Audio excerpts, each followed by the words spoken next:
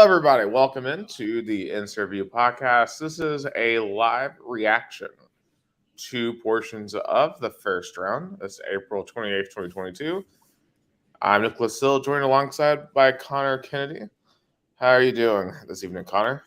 Doing great. I've been waiting for this night for quite some time. Obviously, free agency was crazy, but not too much has been going on in the NFL since then. And actually, Roger Goodell is at the podium right now, about to announce the Jaguars pick.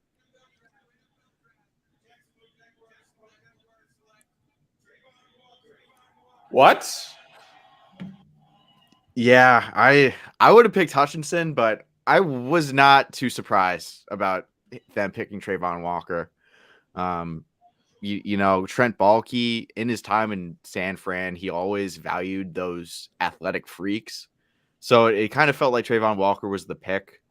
I think Shad Khan preferred Hutchinson, but I think the Lions have got to go with Aiden Hutchinson here now.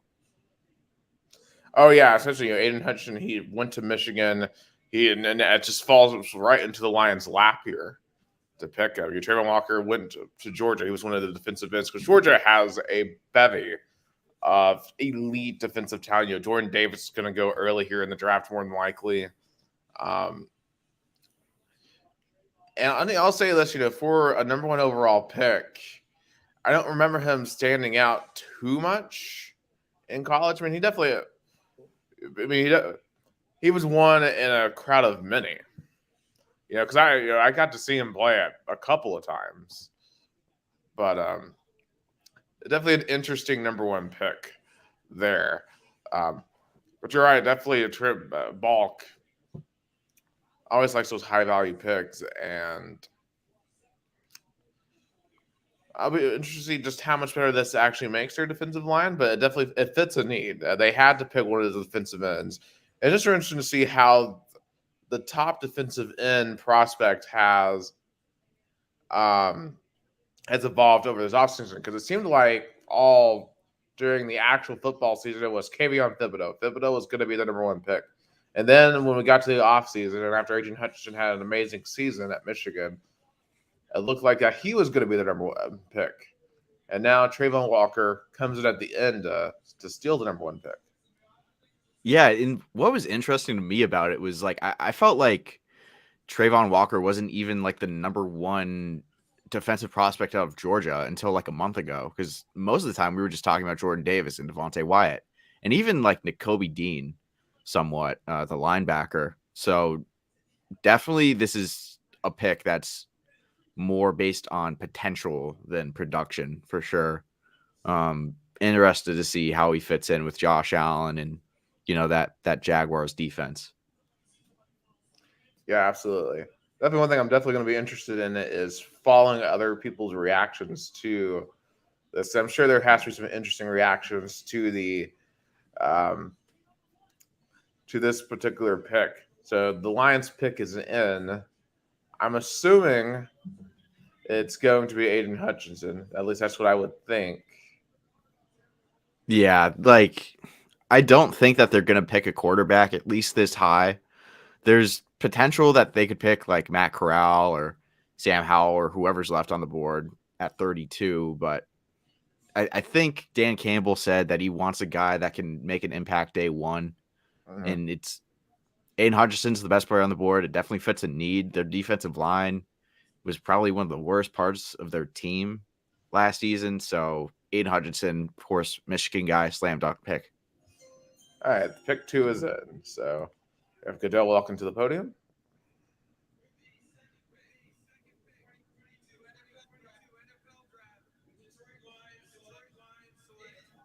Yep, Aiden Hutchinson. Yeah.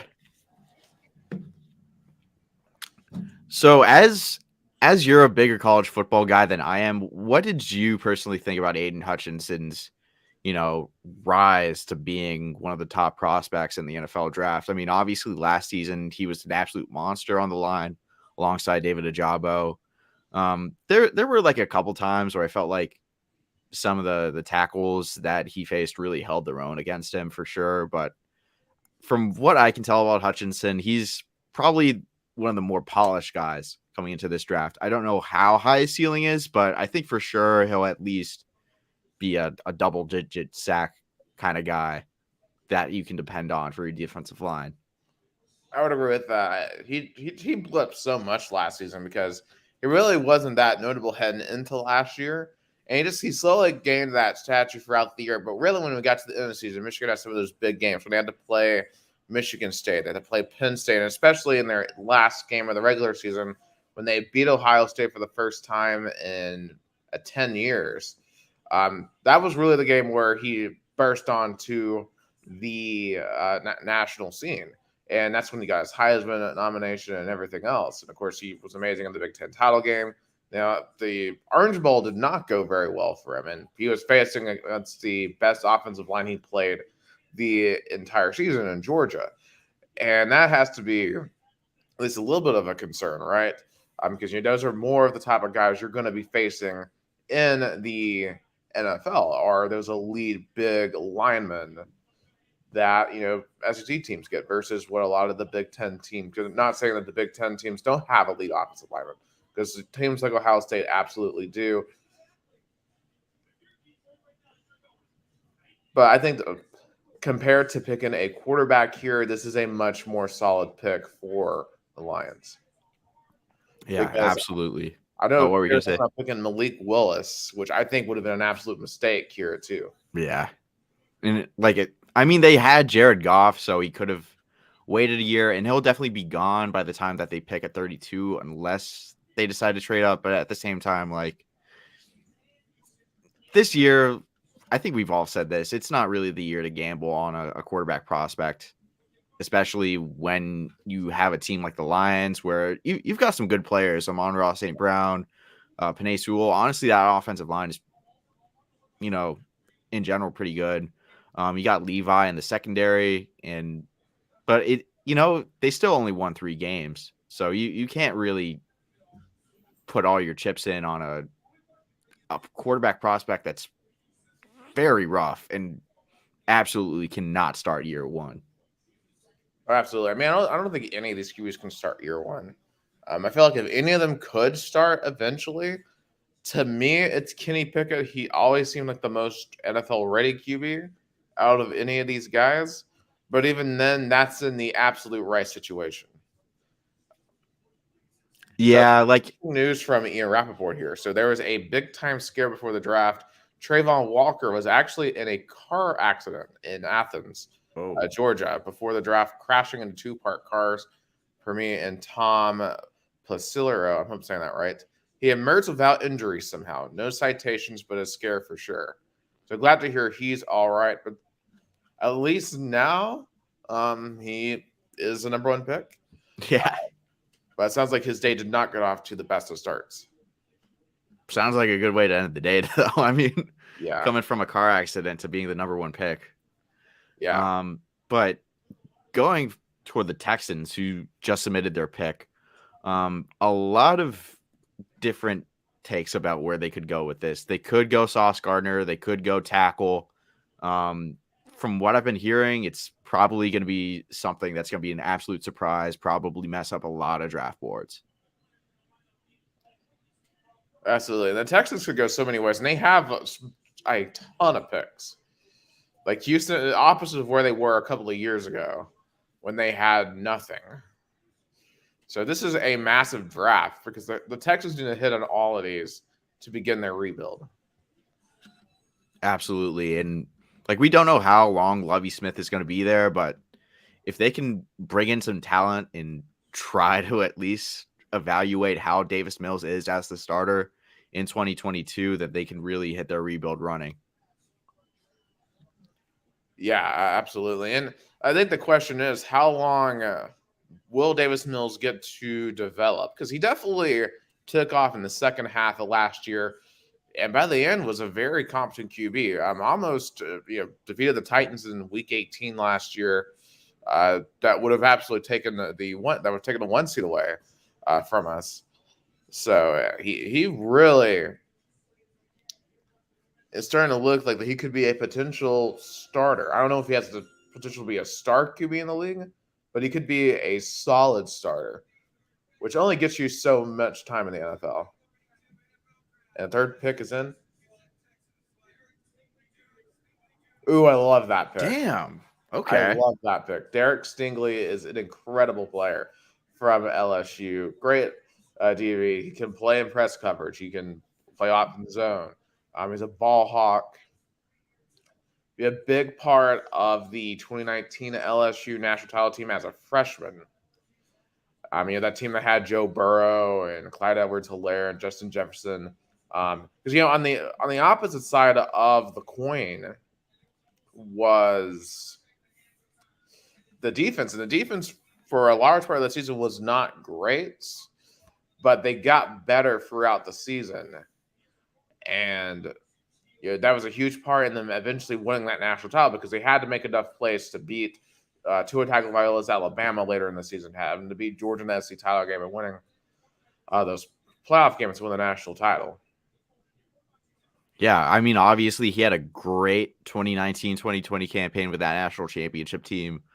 His production somewhat tapered off, the next couple years, but he kind of knew that he was going to be a top pick, so it's somewhat understandable.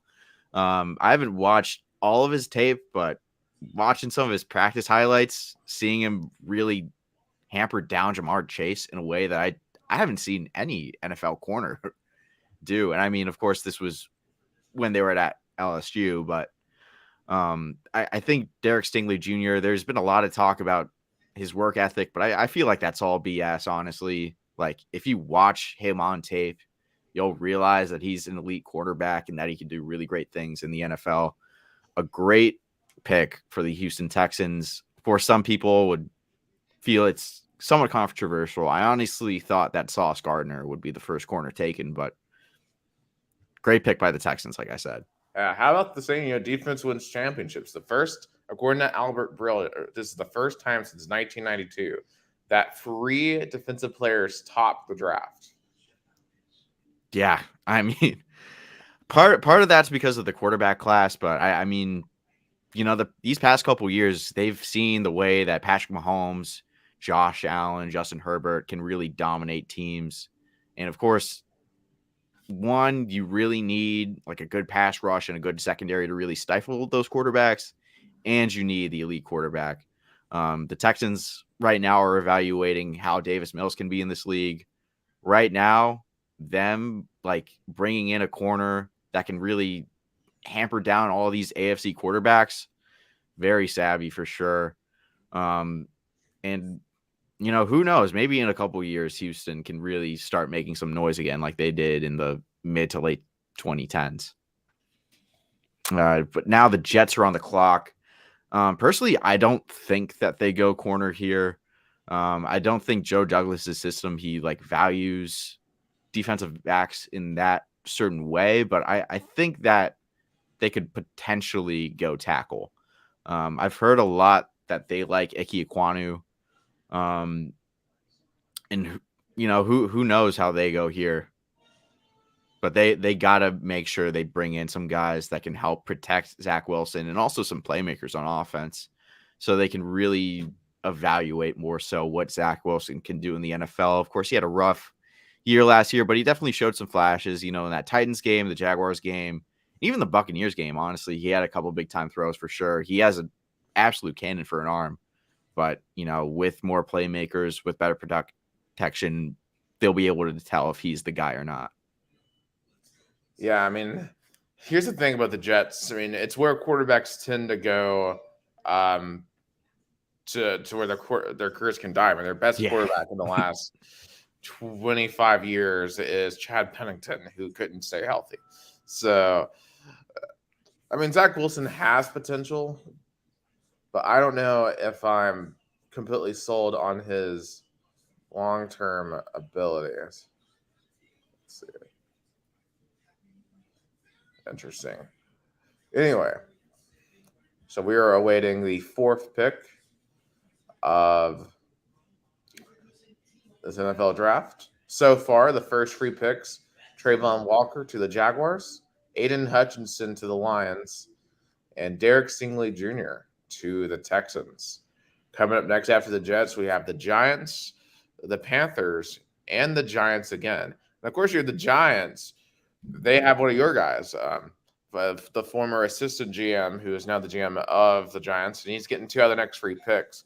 I'm very curious if they're going to keep both of those picks or if they're going to try to trade one of them.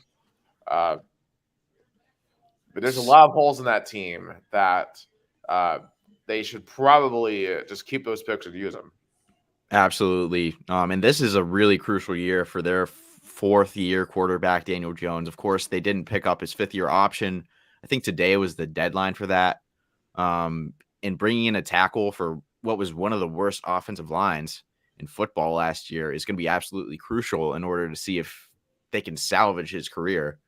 But with that 7th pick, I think for sure that they trade down and try and get a first next year just to hedge their bets on if Daniel Jones isn't the guy. Because, all that draft capital, I mean, personally, I wouldn't draft at 5 and 7 if I were Joe Schoen and the New York Giants. Yeah, I would agree with that. One of the things that I miss about the draft no longer just being annually in New York is all the Jets fans booing every first round pick. I mean, of course, they've turned out there in Las Vegas. I mean, and I'm not saying this. You have to come in the NFL. I mean, there's a lot of things you can criticize them on, but they know how to throw events, and it's just amazing how many people they can get to show up in random locations across the country for a draft. Not even a game. Oh yeah, and honestly, even the entertainment aspects that they bring too. I think for some reason Weezer is playing at the draft. I think either Friday or Saturday. A couple other music acts. They just had Ice Cube on the stage. They bring in a lot of star power there too. But yes. Goodell is at the podium right now.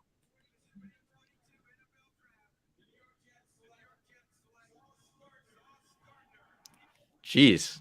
Okay. Yeah, I didn't expect that either, but pretty good. That's good. Yeah. Very interesting. Yeah, obviously part of that great Cincinnati Bearcats team last year that made their first ever playoff appearance. The first playoff appearance by any team outside of the Power 5 conferences. If you're not familiar with college football, that would be SEC, ACC, Big 12, Big 10, and Pac-12. The Cincinnati Bearcats are in the American Conference, and they went undefeated in the regular season, got their shot at Alabama, and honestly, they didn't play that bad. I mean, they did lose 27-6, but they hung on in there. And part of the thing was their strength on that team, outside of Desmond Ridder and QB, was their secondary. Their secondary was elite. And Sauce Gardner was a big reason why, because they pulled off huge upsets against Notre Dame last year. And that was a big reason why they got into the playoffs, was winning a game like Notre Dame. Yeah. And of course, Young did not throw for that many yards against Cincinnati, if I remember correctly, because Cincinnati's front seven wasn't great, so Bama just decided to run the ball a ton. But they held their elite passing game in check. Remember, Bryce Young against Cincinnati last year, 17-28, 181 yards. He did have 3 touchdown passes, but still, Bryce Young on most games was throwing 300, 400, 500 yards. Only 181 against Cincinnati. Yeah, what were you gonna say? So I mean that definitely shows you just how great that secondary was to hold Bryce Young and Jameson Williams. And you got to remember Jameson Williams, to that little of a passing total. Yeah, I remember watching part of that Cincinnati Alabama game, and it was just so frustrating seeing them just run the ball, except if it was 3rd and long, just handing it off to Brian Robinson Jr., who I think probably will be drafted at least day 3. But I think they have some of Sauce Gardner's stats right here. 8 completions on 30 attempts, the longest completion allowed 13 yards. Of course, he didn't allow a single touchdown last season.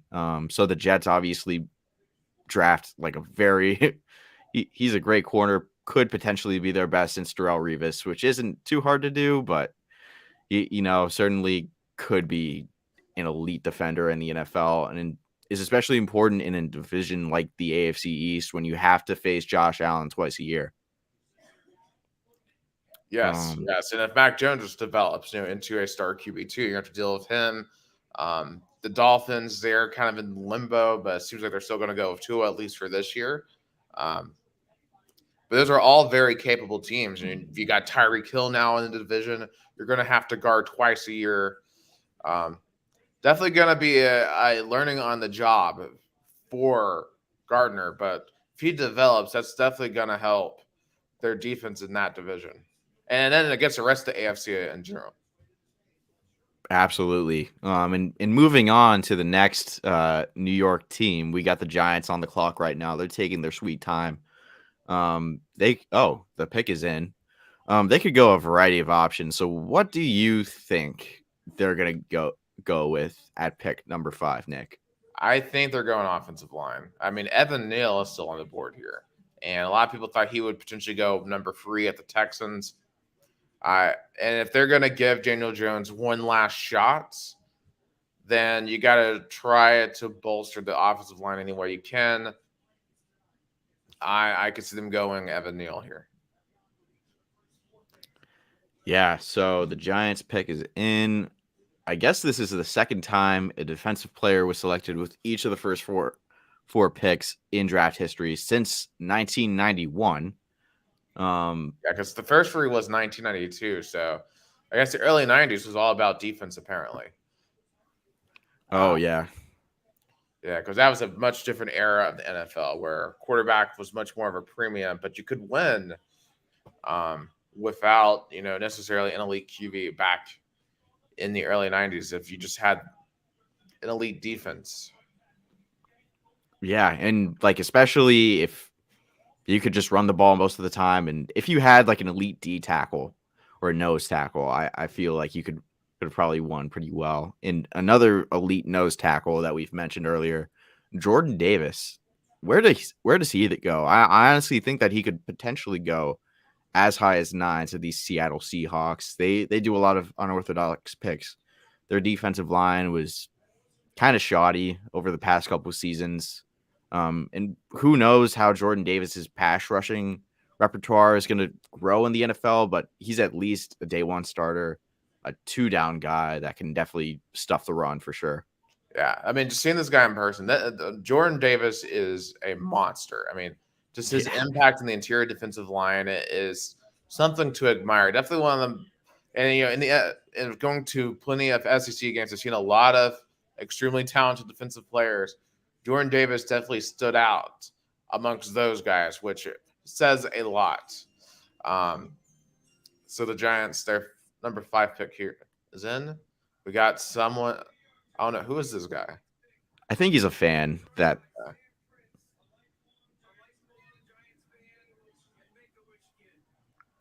Yeah, I remember seeing this. He was. Graham McCockner is going to have a field day with this one. Yeah.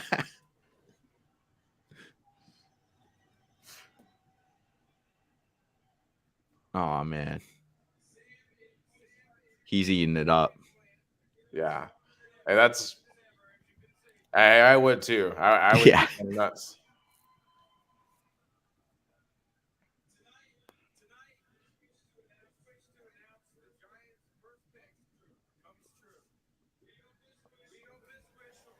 I'm just glad they didn't trade out of this pick. Yeah, because that would have been boring. Yeah. It's going to get real exciting that next pick, though. Carolina, I have no clue what they're going to do. They got to go quarterback or trade down if they can. But I think he's announcing it right now.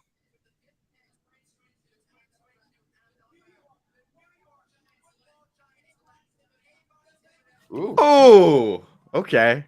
Yeah.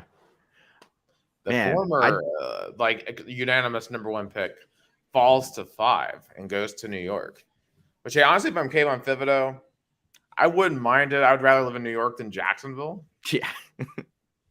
Yeah, absolutely. There was a lot of smoke about him this past month saying that he was probably going to maybe even fall to 10.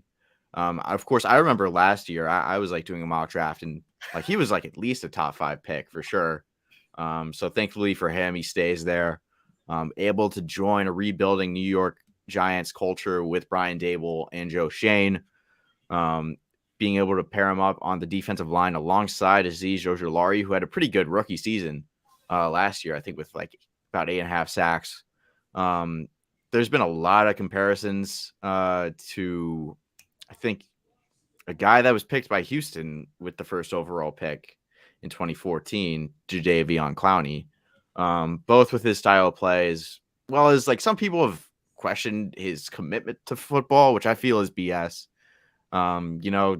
Seeing him talk about the game and what he wants to accomplish in the NFL, I feel like those were just remiss concerns. I feel like with his athletic traits, if he develops further, he could be a really dangerous pass rusher in the NFL for sure. One that the Giants haven't had in quite some time. Yeah, so it's a double-edged sword because you do have to value the talent level that he's going up against, and it's not necessarily like a Cincinnati, right? Who they proved themselves against, like a Notre Dame last year. They held an amazing passing game of Alabama down to under 200 yards. Oregon in their biggest games over the past couple of years have not looked great, and you got to remember on a week-to-week basis in the Pac-12. The talent level in that conference is by far the worst of any of the Power 5 conferences. And even then, they got smoked twice last year by Utah. And I know you can't pin that all on one player, but just because a player looks dominant in that particular conference, I don't know how much that's going to translate over to the NFL. And it's obvious that Thibodeau has that type of potential. But it'll be interesting to see. And it's an interesting decision, too, that they went defense here first, especially in a year where it's expected that Daniel Jones his job is on the line. Yeah. I mean, at the same time, there are some pretty good tackle prospects still on the board. Obviously, no tackles have been selected, but even if they do end up trading down, if anyone does want to, pick with the 7th overall pick, I think even in the mid to late teens, there's still some pretty good prospects at offensive tackle, like Charles Cross. I don't even know if he falls that far, or Trevor Penning out of Iowa. To be fair, I think anyone would be an upgrade, at least at like right tackle, over anyone that they had. Of course they have Andrew Thomas. He showed some promise last season. He's been developing. I think he'll be a mainstay on that offensive line. They brought in John Feliciano, who was a guard for the Bills, to be their center. We'll see how that goes. Like you said, man, it's going to be a really crucial year for Daniel Jones. And I don't even know if he stays as the starter for the whole season. I mean, they're paying Tyrod a good amount of money. But moving on to another quarterback needy team, the Carolina Panthers, they're currently on the clock right now, taking their sweet time. One of the most interesting teams in this draft to me, because, of course they do need a quarterback, but who knows if David Tepper lets Matt Rule, he'll have this one chance to really get his guy and prove himself as an NFL coach, or if David Tepper's like, hey, you know what? You're going to be gone after this year. I'm not going to let you screw this up. We're going to draft a tackle, and then we're going to find our guy after you're gone. Yeah, I'm trying to see if because now we've had 5 straight defensive picks to start this draft. If that's ever happened before, I'm not seeing anything on it. And also an interesting thing through the first 5 picks, each of the 4 college football playoff teams have had a selection so far, except for Alabama, which is pretty interesting because Alabama selects. It's pretty much the number 1 recruit class almost every single year. So just some tidbits there. Also, you might want to check at Barry on here. I'm not going to read those tweets out loud on this street just because I don't want us to get. I'm going to check now because it's it's got to be gold mine. Did he say anything about that Giants kid? Yeah. Oh,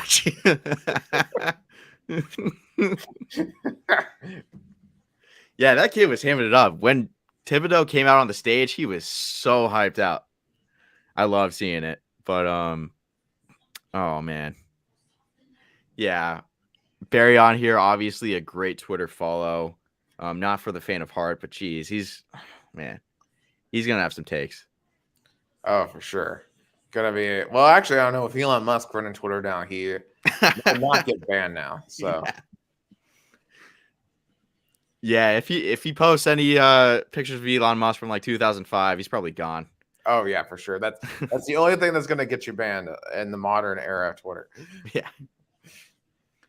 But anyways, the Panthers pick is in. I anticipate Goodell to get on the podium pretty quickly. Is it Malik Willis, Kenny Pickett, or potentially Desmond Ridder that goes here? Do you think? I think Malik Willis going here. Honestly, I would hate to see that for Malik Willis. But who do you think is the Panthers guy here if they do go quarterback? If what I'm seeing is correct, I don't think they're going quarterback.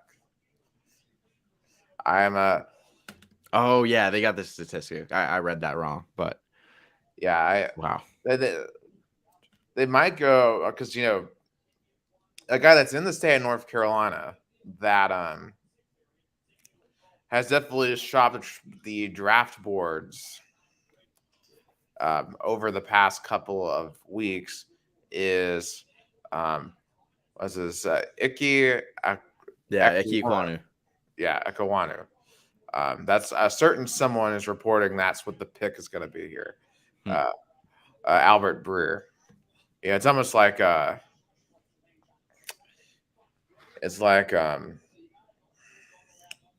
who was that? Adrian Wojnarowski on the NBA draft night. It was, yeah, yeah. Which I think it's annoying that they somehow get their hands on these picks before, which I don't know how these are like reporters get away with doing that. Yeah, it's especially considering how like the NFL, like Goodell will talk to teams and be like, hey, like say the Jags at 1, we want you to hand this up. Take your time, even if you already know who your guy is, just don't leak it out. So seeing like those come out like right before the pick is announced. I mean, the draft is supposed to be a suspenseful thing. Like it's a whole TV event for 3 days. So all right, let's seeing see them ruin the surprise. Brewer's right here. Yeah.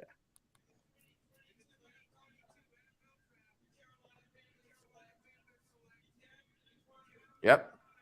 Yeah. Kim McQuarrie. You just butchered that pronunciation, but I mean, I don't have too much to say about Ike Ekwonu. Obviously fills a need for the Panthers, one of the worst offensive lines in football last season. He can come in. I don't know if he'd fit better at left tackle or right tackle, but protecting the blind side of, I don't know, probably Baker Mayfield.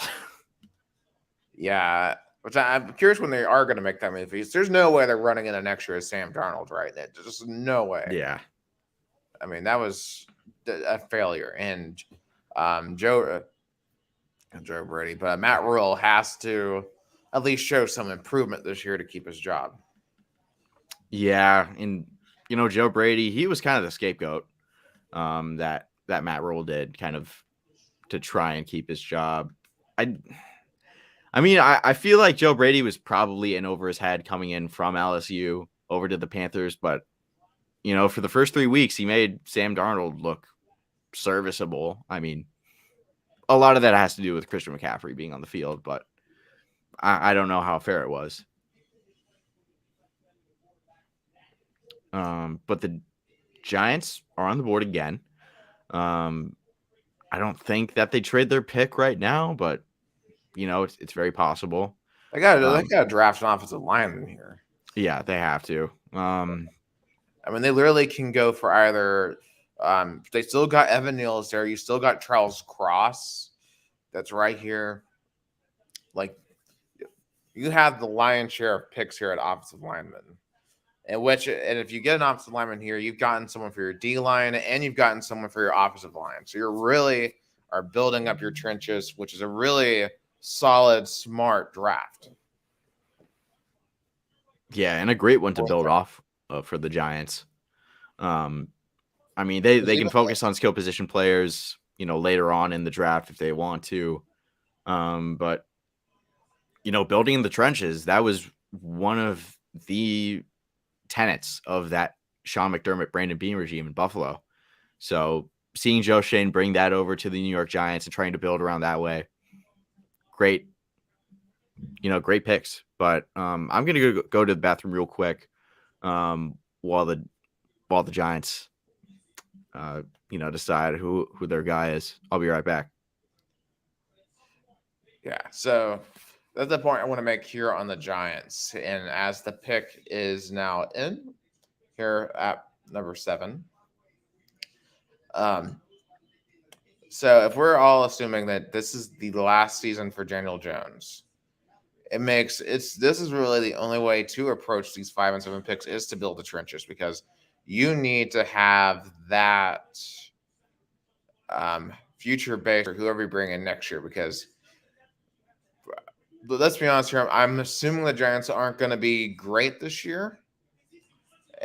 They could have one of these top picks again next year, which puts you in a position to nab one of the QBs from next year.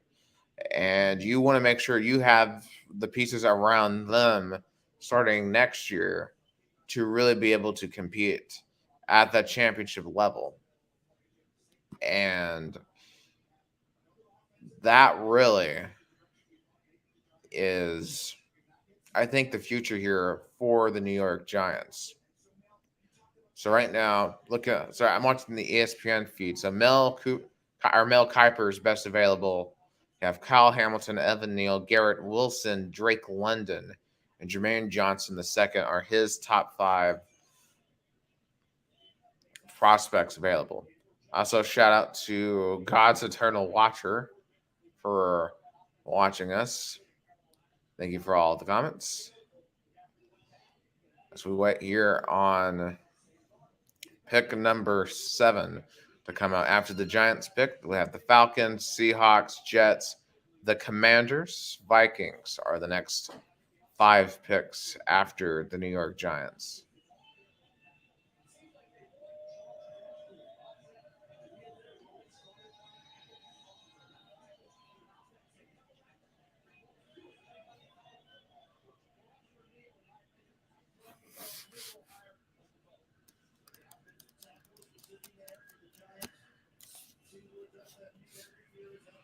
All right, sorry about that, guys. I am back. Giants pick is in. Roger Goodell is coming up to the podium right now.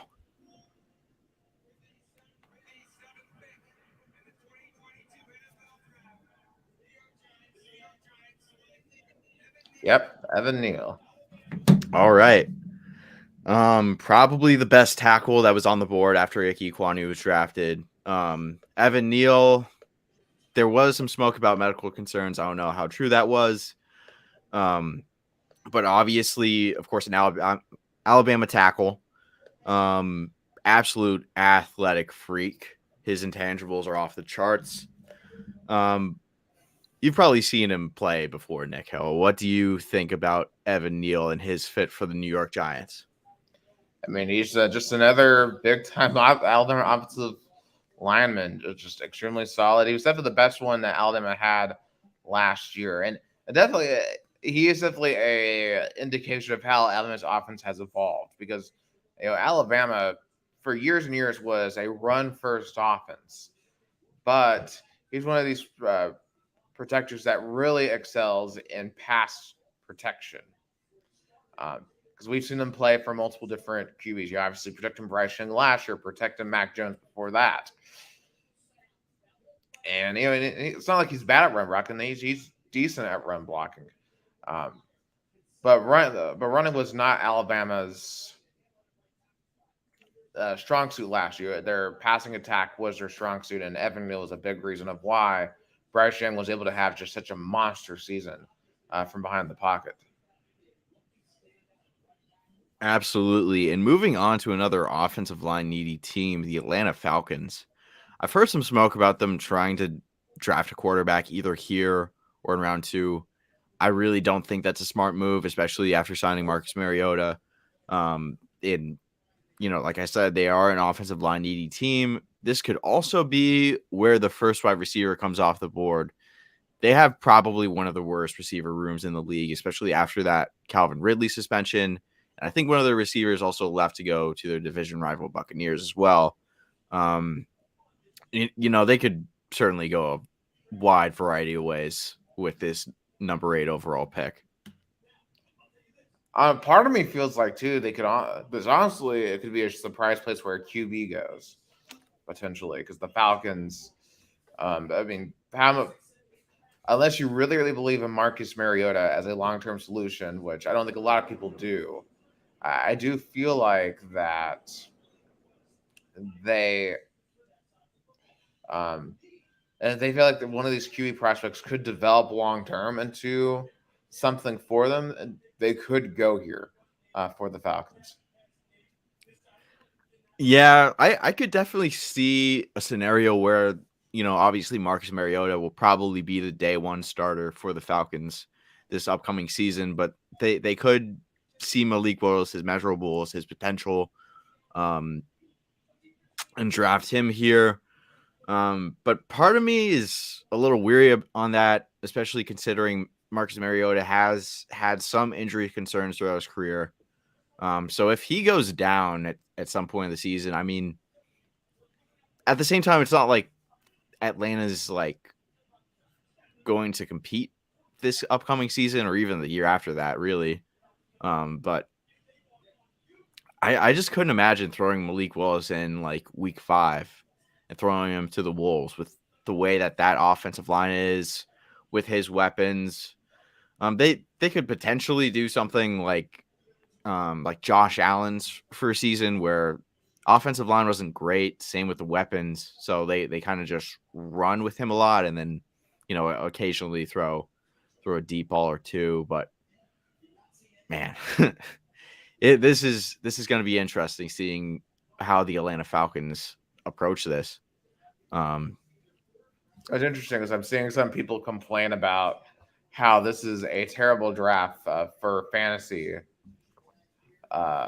purposes. Yeah, I could see that. I mean, there are some good receivers that are going to come off the board, at least in the first round. Jameson Williams, Garrett Wilson, Chris Olave, those guys will probably have a positive impact on your fantasy teams. But running back, there might not be a guy that's really an RB1 that comes off the board, at least in the first round. Of course, a lot of people have talked about Breece Hall at 25 for the Bills. If that happens, it'll make for some good content. It'll make for some good content. I'll be like 5 points whenever they drafted Daniel Jones. But yeah, certainly a very, probably more trenches heavy draft than I've seen in quite some time.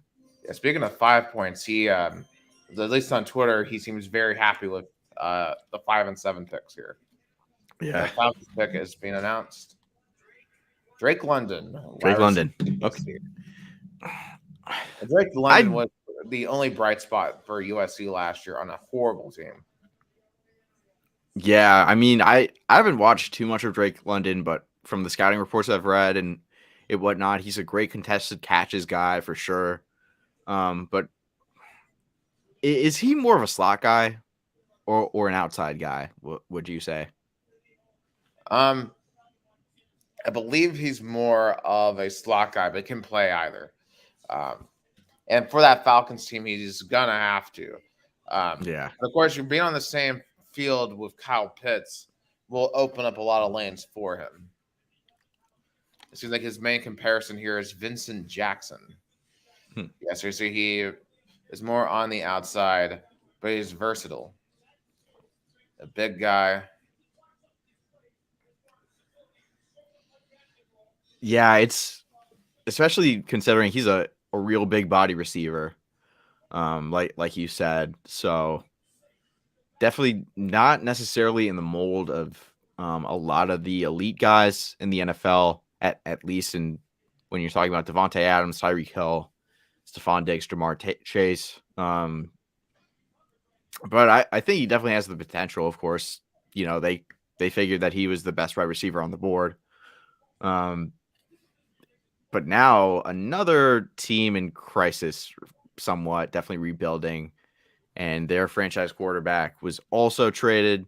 The Seattle Seahawks, probably one of the last seasons where we're going to see Pete Carroll with the Seahawks. We talked a little bit about what they could do here. Could go a variety of different ways. Their offensive line was, I don't think they go receiver because of Lockett and Metcalf, of course. They could potentially go quarterback, but I don't know. I think they'll probably just try and roll with Drew Lock and Geno Smith. I mean, they signed Geno to a 1-year deal. Of course, they traded for Drew. Well, not for Drew Lock, but they got Drew Lock in the Russell Wilson trade. So I think they're going to try and see what they can do with those guys. They could go, offensive line or defensive line is what I think will be who they're targeting in this pick, at least in terms of position group. Yeah, this is. I think the question here is: do you believe there's any QB worth taking at 9? I think that's if you don't believe there's one there, you got to take the best player available on the board, and that's definitely not a quarterback right now. If this feels like this is going to be a last year for the Seahawks, unless Drew Lock develops into a really good quarterback, which I don't really see that high of a ceiling for him. I never thought he had a high ceiling to begin with when he came out of Missouri for the draft a couple of years ago, and we saw what happened at Denver. Just it didn't really work out for him. Yeah, I mean, obviously he has like some good measurables. He has a strong arm, and he can have some impact in the run game a bit. But his processing at the NFL level was never quite what you'd want out of a starting quarterback. And even at the college level, I felt like his processing wasn't quite there, which is why he fell to the second round. Of course, he didn't work out in Denver. He showed some flashes, especially his rookie season, and then, like 1 or 2 games his sophomore year. But of course, he was benched for Teddy Bridgewater. This is his last chance to really prove that he's a starting guy, but I just don't see it.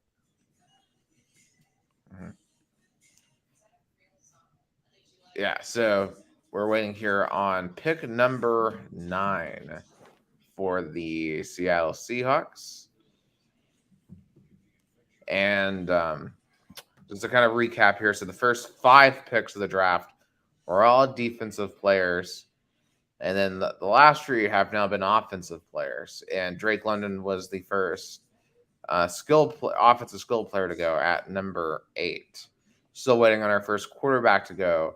I'm trying to think the last time we've had to wait this long for a QB to go.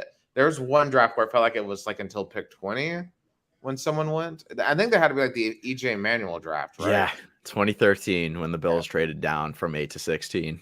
The funny thing about that was I think we had like Buddy Nix as our GM, and that whole offseason he was like, man, we got to find that franchise quarterback for the Bills.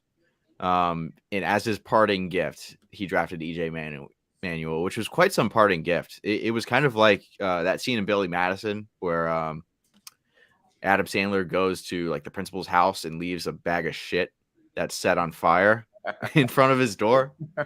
Like that's the kind of parting gift that I was thinking of.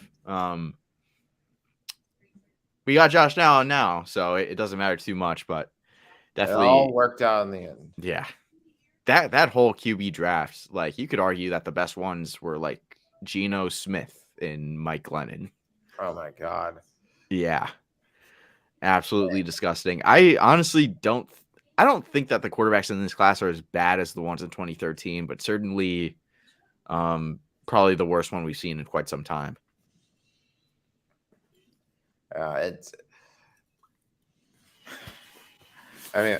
Just that draft. And I felt like, if I remember correctly, the rest of that draft was really good. Yeah. In the other positions, but just the QBs are what people tend to remember. from time to time, years, down the line, and that one was a yikes. But the pick is in here for the Seattle Seahawks. I'm assuming they'll be picking here. And it's interesting looking at the concept here uh, for the draft layout in Vegas. Because I remember a couple years ago they were talking about the island and having to walk across the barge. And Yeah, that I remember seeing something about like them sending the prospects like over like a ship or something, or like a boat over to the stage, which I didn't really like that one personally. But of course the Seahawks are about to pick right now. They're showing a lot of the picks that they acquired throughout that Russell Wilson trade. The Jets are going to pick right after the Seahawks with what would have been the Seahawks pick had they not traded for Jamal Adams, which was probably lost the trade on that one. But, I'll give credit where credit's due. Joe Douglas swindled the Panthers and the Seahawks in those trades that he made with them over the past couple of years.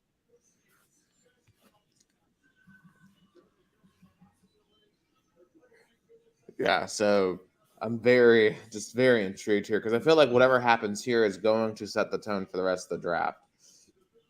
Because it could cause a run on a particular position, but I would pick offensive line here if I was Seattle. Yeah.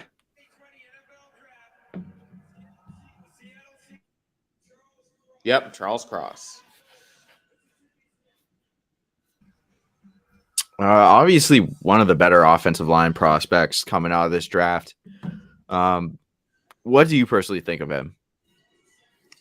Well, this is actually one player I did not get to see play in person because Tennessee has not played Mississippi State. Well, actually, I'll take that. I don't know if he was playing that day, but we did play him back in 2019. But definitely this is a guy that's shot up of the boards in the offseason. Not really a guy you heard a ton about during the seasons, during the past couple of seasons. Even last year, didn't hear a ton about him. Comes from that air raid offense that Mike Leach runs. So he has a ton of experience in pass protection because, Mike Leach's offense, they throw 50, 60, sometimes 70 times a game. And that's something that translates over into the NFL, day in, day out. Kind of like what I was saying with Evan Neal. These pass-heavy offenses, when you have an elite offensive lineman that comes from them, that's something that you want on your team. And clearly, Charles Cross, he has a measurable 6'4", 307, and will help, whoever is the eventual long-term QB in Seattle, whether that is Drew Lock or someone else they get down the road, gives him time to develop. And it's not like that Seattle's direct talent, Alex. They still got DK Metcalf. They still got, they still got Lockett. So this is the best pick they could have made. I'm glad they did not jump for a QB. I'm glad none of these teams have jumped for a QB. Yeah. I'm proud of the restraint so far. And they're making all reasonable, smart picks so far, in my opinion. And honestly, I don't even know who would pick a quarterback at this point. Could you scroll up a bit and see who is about to pick? So got the Jets. The Commanders might.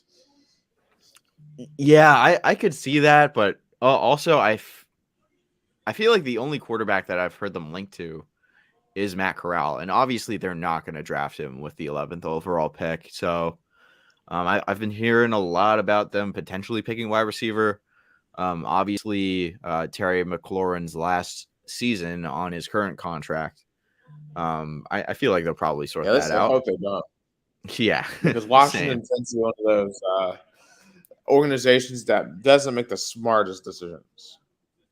Yeah, and on top of that, just all the injuries that have happened on FedEx Field with different Washington players, specifically quarterbacks, but we've seen a lot of other players go down, like Chase Young last season.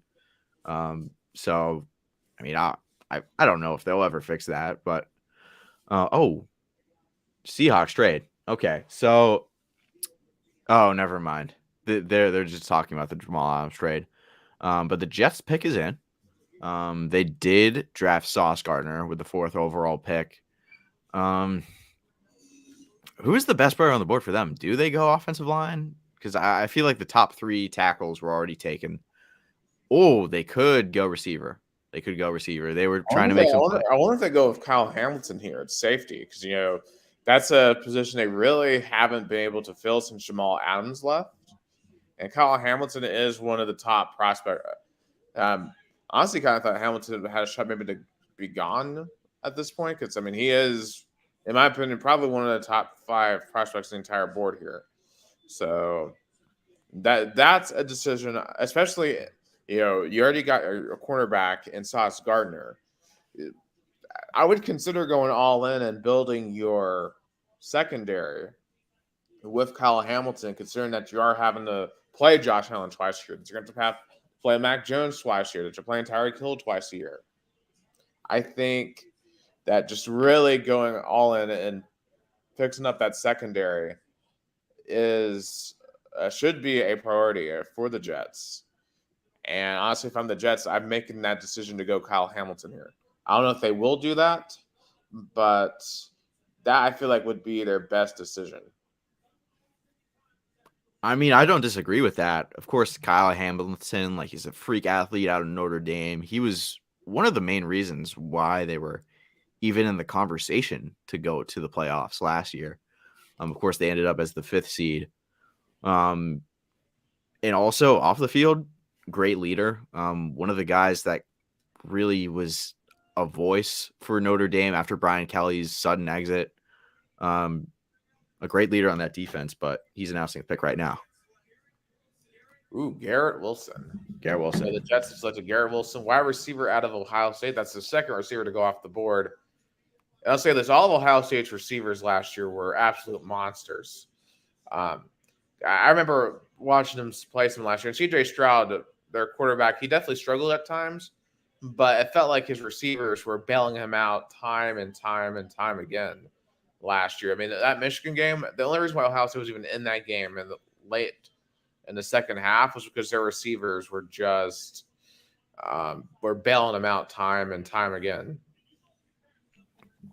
Yeah, and he was probably one of the reasons why C.J. Stroud had as great of a rookie season as he did and was in consideration for the Heisman. They're saying that his NFL comparison is Lynn Swann, which I feel like that's a really high comparison to give to someone who hasn't played a snap in the NFL, but definitely a big play receiver. Makes sense for the Jets considering the plays that they were trying to make on DK Metcalf, on Tyreek Hill, and some of the smoke that's been set around them and Deebo Samuel will definitely help them to see if Zach Wilson is that guy or not. Their wide receiver core isn't too bad now already. I mean, they got Elijah Moore in the slot. Braxton Berrios also. I mean, he's more so of a kick punt returner, but he's a burner too. And I like how they've been building their offense. They've been bringing in a couple guys on the offensive line, Elijah Vera Tucker, some receiving weapons for sure. And, this is going to be a year where the Jets could be more competitive. I don't think they're a playoff team, but, a lot of great moves that they've made this offseason. Now the Commanders are on the clock here, and I think that Kyle Hamilton could go here. They could make a swing at a quarterback, but I just don't see it right now. They're going to try and see if they can salvage Carson Wentz's career. Got a trade. Okay. We have a trade. Who are they trading to? The Saints. Oh, they're going QB. Oh, jeez. Why are you doing this, New Orleans? And Jameis, I don't like him, but he wasn't that bad last season. And on top of that, they already signed Andy Dalton to be their quarterback too. So I just don't know where he fits with that room if they pick Malik Willis or Kenny Pickett. But they could go receiver here. I just don't know. It's gonna be interesting to see. Do you think Yeah. it's for sure quarterback? I mean, who else would they be trading up for here? I Yeah, mean, that's it's true. a question because their defense is pretty much set, right? I mean, there's a couple of holes here and there, especially on the defensive line at this point. But I feel like you wouldn't trade up for a defensive lineman. Um, you got obviously got Alvin Kamara, so you don't. I will say their wide receiver core is somewhat depleted, though. I mean, they have Marquez Callaway, Michael Thomas, and I don't know. I feel like they could add another weapon to that offense, but Yeah. Could be um, Jameson Williams potentially. yeah, yeah, his draft stock has been rising a lot too. Obviously, he had a great season without Alabama last season, and I think he was at Ohio State originally Yes. too. So he's had a great college career. Definitely deserves to be a first round pick. Yeah. Only concern is he did have a serious injury against Georgia in the national title Yeah. game, but I would assume that he would be able to be ready in time for football season, or at least be close to that, close to being ready by the time football season is here. And we've seen plenty of receivers be able to come back from those injuries and be really, really good. So that might be what New Orleans is going into here. And what's interesting for New Orleans is this is going to be their first year without Sean Payton. Yeah. They lose Drew Brees the year before last. Now you lose Sean Payton. So the identity that you had as a franchise is no longer there. You got to remember, the Saints before Sean Payton and Drew Brees were garbage. They didn't do anything for 40 years.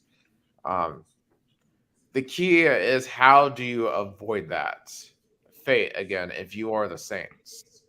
Um, because it felt like so much of your identity was tied to two people for such a long time.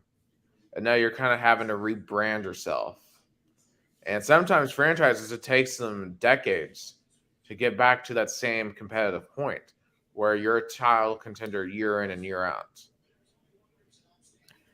Yeah. It kind of reminds me of course, I'm going to circle this back to the Bills, but after that whole, Jim Kelly, Thurman Thomas era, there was still a lot of like good players, but at the end of the day, they didn't have the quarterback. So at the highest, they could be like a playoff team, but not contending seriously for a Super Bowl.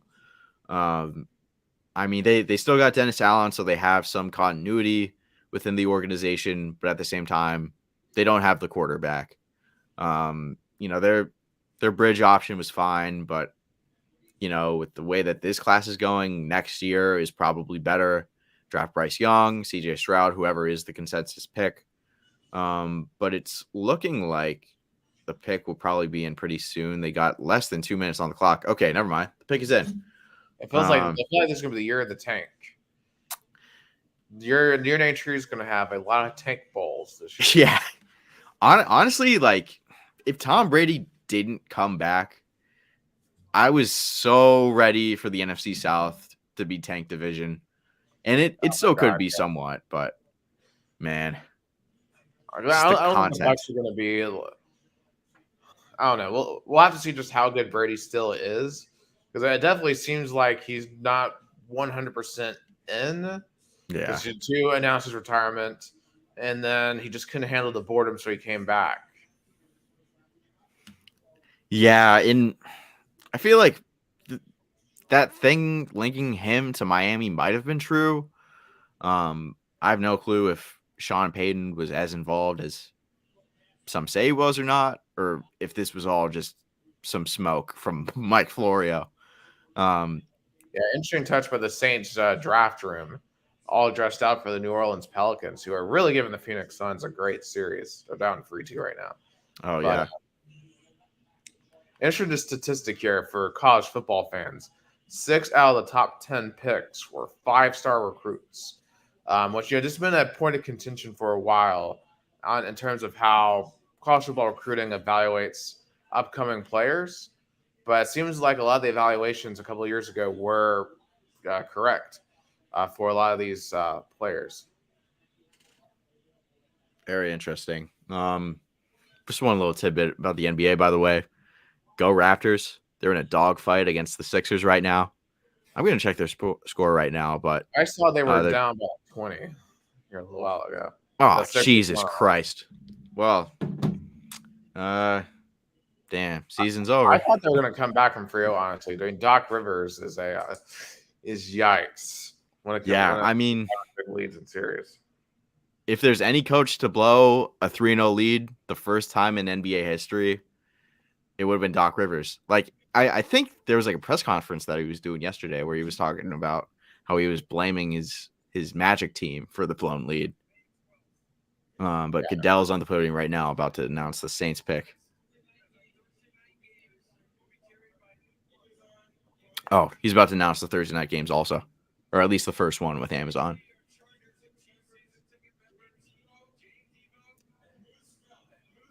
So it'll probably be Chargers Chiefs.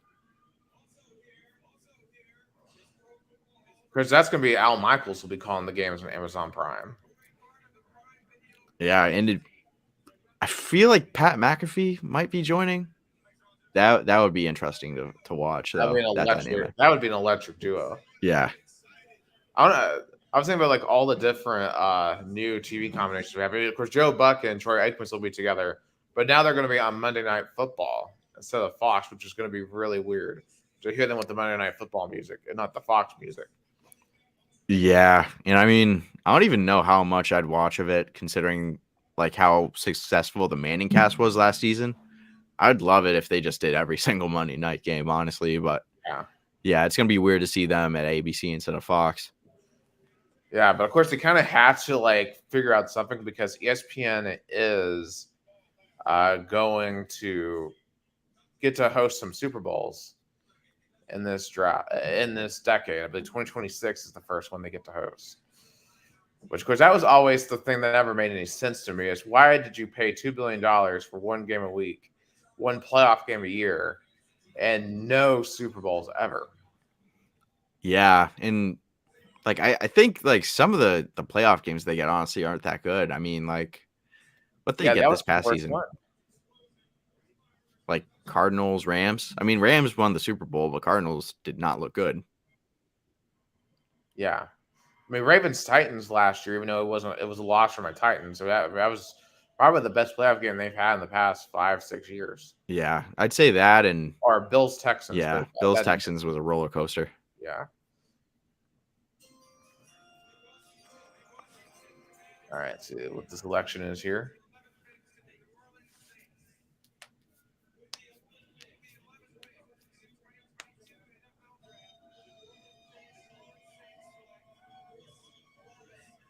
Ooh, Chris Olave. Damn. I was hoping he would fall all the way to the Titans at 26. Perhaps a little bit of a pipe dream, but yeah, I was hoping he'd fall, but man, we also got another trade. Oh, Ian Rappaport says Minnesota has traded their pick to the Lions at 12. So I'm really interested. I'm honestly more interested in seeing what the Lions are going to do now that they traded up. So apparently the Vikings gave up picks 12 and 46 and the Lions gave them 32, 34, and 66. Jeez, that's a haul. Really interesting considering that they're both in the same division too. Yeah. I feel like this is going to be a QB. Yeah. Yeah. Like, I mean, I don't even know where, like I said earlier, I think like the earliest a quarterback could have gone with the way that the board's fallen is probably like Malik Willis to the Steelers at 20. Yeah. Which, if you believe he's the only QB worth taking here, then you kind of have to. Of course, Washington at 16 perhaps was also going to be the market because, I mean, Carson Wentz, how much do they really believe in him is the question. Yeah, that's true.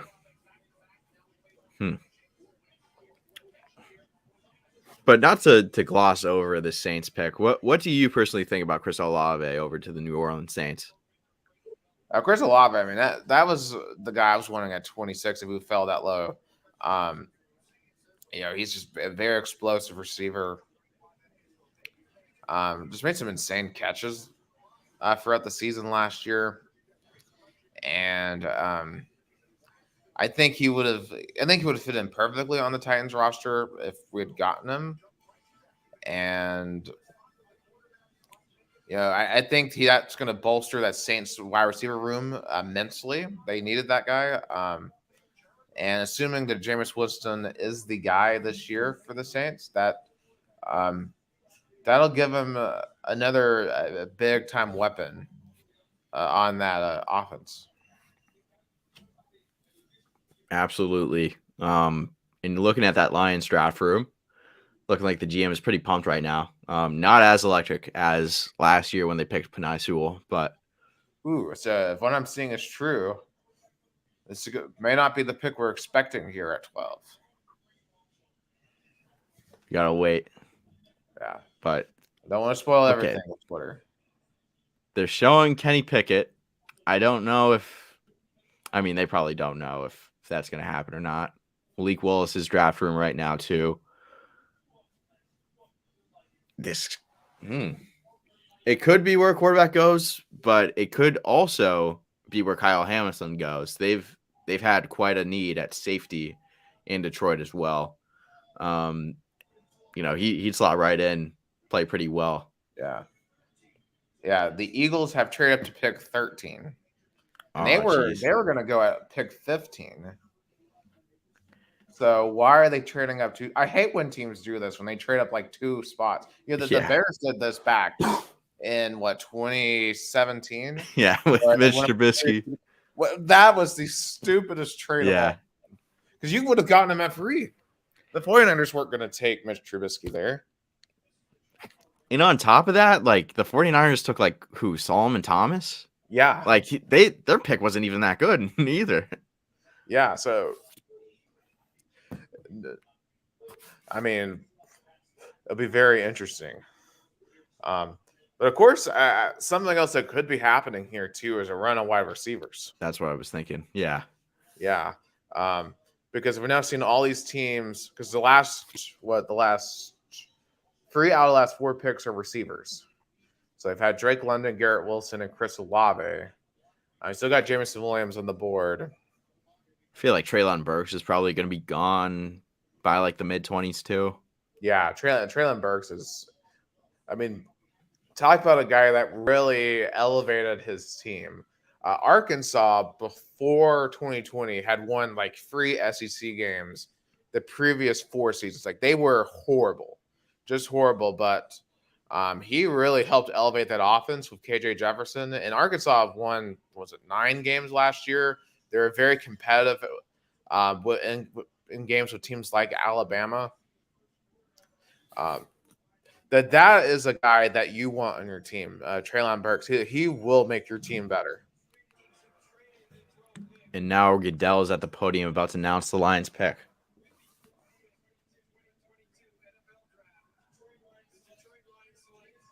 Jameson Williams, of course, according to Goodell Wilmans. Yeah, and you were right about the run on wide receivers. I did not think that the Lions would pick a receiver here. But Jameson Williams, obviously a great pick. Great speed. Of course, he had that ACL injury last season. But, I mean, who else do the Lions have besides, Amon-Ra St. Brown? Quintus Cephas? Or however you pronounce his name? Their wide receiver core besides St. Brown was pretty depleted. So bringing in a potential number 1 receiver for Jared Goff or whoever becomes the Lions starting franchise quarterback within the next year or two, they're going to be really happy that the Lions selected Jameson Williams. And now people are going to point out how a certain team is not in this trade a run on receivers, the Green Bay Packers. Oh, yeah. All these receivers are flying off the board before they get to pick. And I'm just why are they not going after any of these receivers, This reminds me of that trade that the Eagles did with the Cowboys last season so they could pick ahead of the Giants to select Devontae Smith. This has definitely got those vibes for sure because I mean, they knew that the Packers were going to target a receiver in the first round. Man. But Yeah, the Eagles pick is in. Oh, what were you going to say? I mean, Tom Grossi just tweeted he believes the Vikings colluded, but besides a big Packers guy, but um, you just wonder who's going to get burned by this run of receivers. You almost got to wonder too, how much does the success of Jamar Chase last year factor into this run? Because we saw what Jamar Chase did for the Bengals and how he elevated that offense when everyone thought they should have taken a lineman. And I just feel like now because of that success, everyone's going to want their own Jamar Chase. But there's only one Jamar Chase, right? Like, yeah. And that connection. Oh, a risky proposition. Yeah, and that connection that he had with Joe Burrow prior to being drafted by the Bengals. Like I feel like I don't know. It's one of one for sure. And see, but then again, in terms of the Lions, I feel like it's fair considering their offensive line is already pretty set. They're at least set at the tackle position.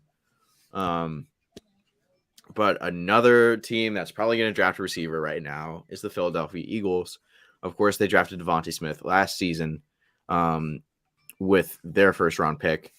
And they did draft Jalen Reagor in the 2020 NFL draft, who has not worked out whatsoever.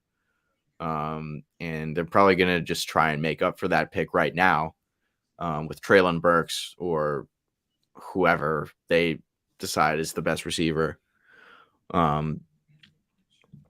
Man, I don't even know who's going to be on the board at receiver still, once the playoff teams get to pick.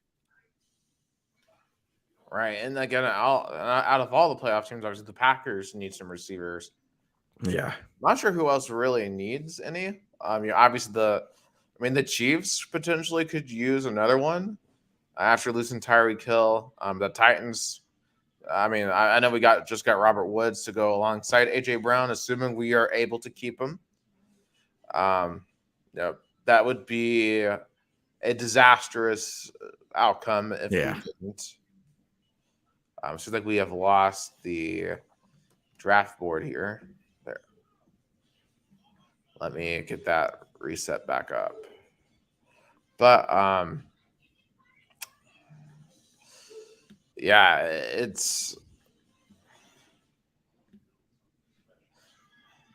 but this definitely feels like where the draft is turning with all of the receivers. And I'm just curious to see if the Eagles continue that trend, because the Eagles have had just a horrible record of between the Eagles and the Patriots. Yeah. Neither one of those teams have been able to draft quarterbacks or receivers consistently well. Yeah, it's I don't know how this entire draft is going to go in general. The Ravens are on the clock. They're probably going to go defense. Texans, Commanders. Oh, okay. I remembered what I was going to say earlier. What you were talking about the Green Bay Packers in terms of how they were going to target a wide receiver. I don't know why they didn't even trade up, because out of any of these teams, they have the ammunition. They have the 22nd and the 28th overall picks. So they could have easily jumped up to, 12 or 11 or whatever in order to pick the best receiver in the draft. And how that team set up, like they could draft some more guys, with their offensive line and with their defense, especially considering Zadarius Smith left. But I feel like if I were in the Packers front office, I would have made that trade to jump up and, get Garrett Wilson or Jameson Williams or whatever. Yeah, the fact that they weren't able to get him, one of those receivers, Aaron Rodgers just has to be beside himself. Right? Yeah. And once again, Brian Gundercutt screwing him over. Yeah, and who does he even have right now? Like Randall Cobb, who's got that connection with Rodgers, but is pretty old. He's got Amari Rodgers, who is on and off. last season. Sammy Watkins, who is probably going to be on IR by week 3, if I'm being honest here. They will go receiver, but it must hurt for those Packers fans and Aaron Rodgers to really miss out on those top guys. Yeah. Man, I still think where they really sold was with that Jordan Love pick a couple of years ago. Yeah. Yeah, and I'd heard some rumors that they originally traded up for Justin Jefferson, but at the same time, like you could have picked T. Higgins right there, and he wasn't picked too far away either. I think he was like the 33rd pick to the Bengals.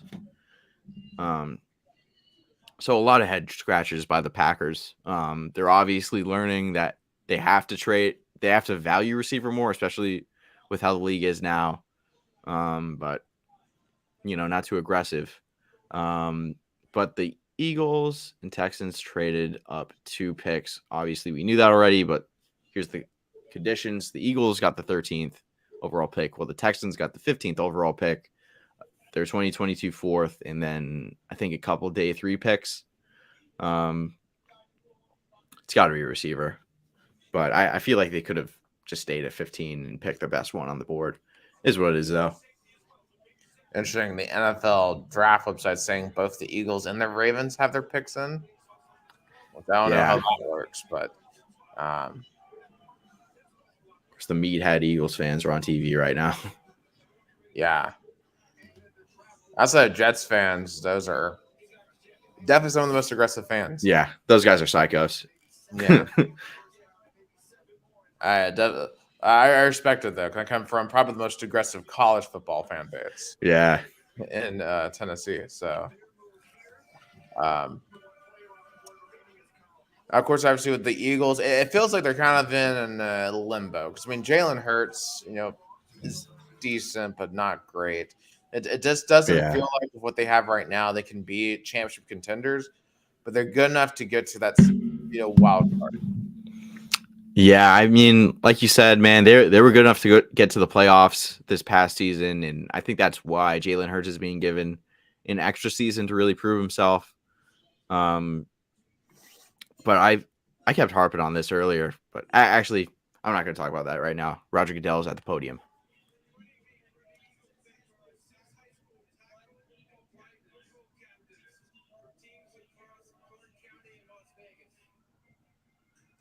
I love how one of them is from because they have a couple of local high school football players from Las Vegas on stage, and one of them is Gorman Bishop, and Gorman Bishop is one of the best high school football teams in the entire country. Like a ton of D1 athletes come out of that school.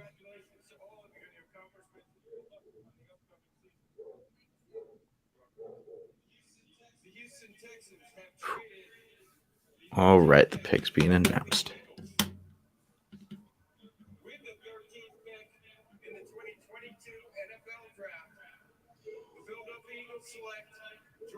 Jordan Davis. Oh, damn. Yeah. Sorry about that. That's really interesting that they trade up for Davis. I read something, though, that the Ravens were really wanting him. So perhaps that's why the Eagles traded up to swoop him away. That makes sense. He was a Ravens guy to me, just like his DNA, and he could have joined that elite class of defensive players that play for the Ravens. But Jordan Davis makes sense for the Eagles, considering, Fletcher Cox is back, but on a 1-year deal. It's towards the end of Cox's career. So bringing in a guy that, I don't know if he'll exactly fit into Fletcher's role on the defense, but, at least right now he'll be able to be a effective run stopper. And if he can, really mold himself to also be a pass rushing D tackle, I feel like he can do some great things in the NFL. Obviously, he's just a huge dude. Like, absolutely stands out to you on a stacked Georgia D-line. Just watch his highlights right now. He doesn't have the best technique, but it doesn't really matter. Like, at least at the college level, because he'll just bulldoze you. Yeah, for most college teams, it was basically impossible to try to run up the middle against Georgia the past couple of years due to him, outside of just the other talent that they have. He made it impossible. and to run, and you had to pass to have any chance of moving the ball up and down the field in Georgia. So I'm I'm just glad that my Vols no longer have to deal with him. Yeah. It's because that was definitely painful to have to try to watch us or any other team for that matter try to go against the to go against him especially. And another top defensive player might go to the Ravens right now. I'm Yeah, thinking Jermaine Johnson is probably the top guy right now, still on the board. well, it's either him or you still got Kyle Hamilton that's still Oh out. yeah, dude, I completely forgot about that. Yeah. It's gonna be interesting to see because I don't think they go receiver based on how they've brought in Hollywood Brown, Rashad Bateman last season. But I mean they could. They did draft Odafe Oweh last season. He's been relatively good for them.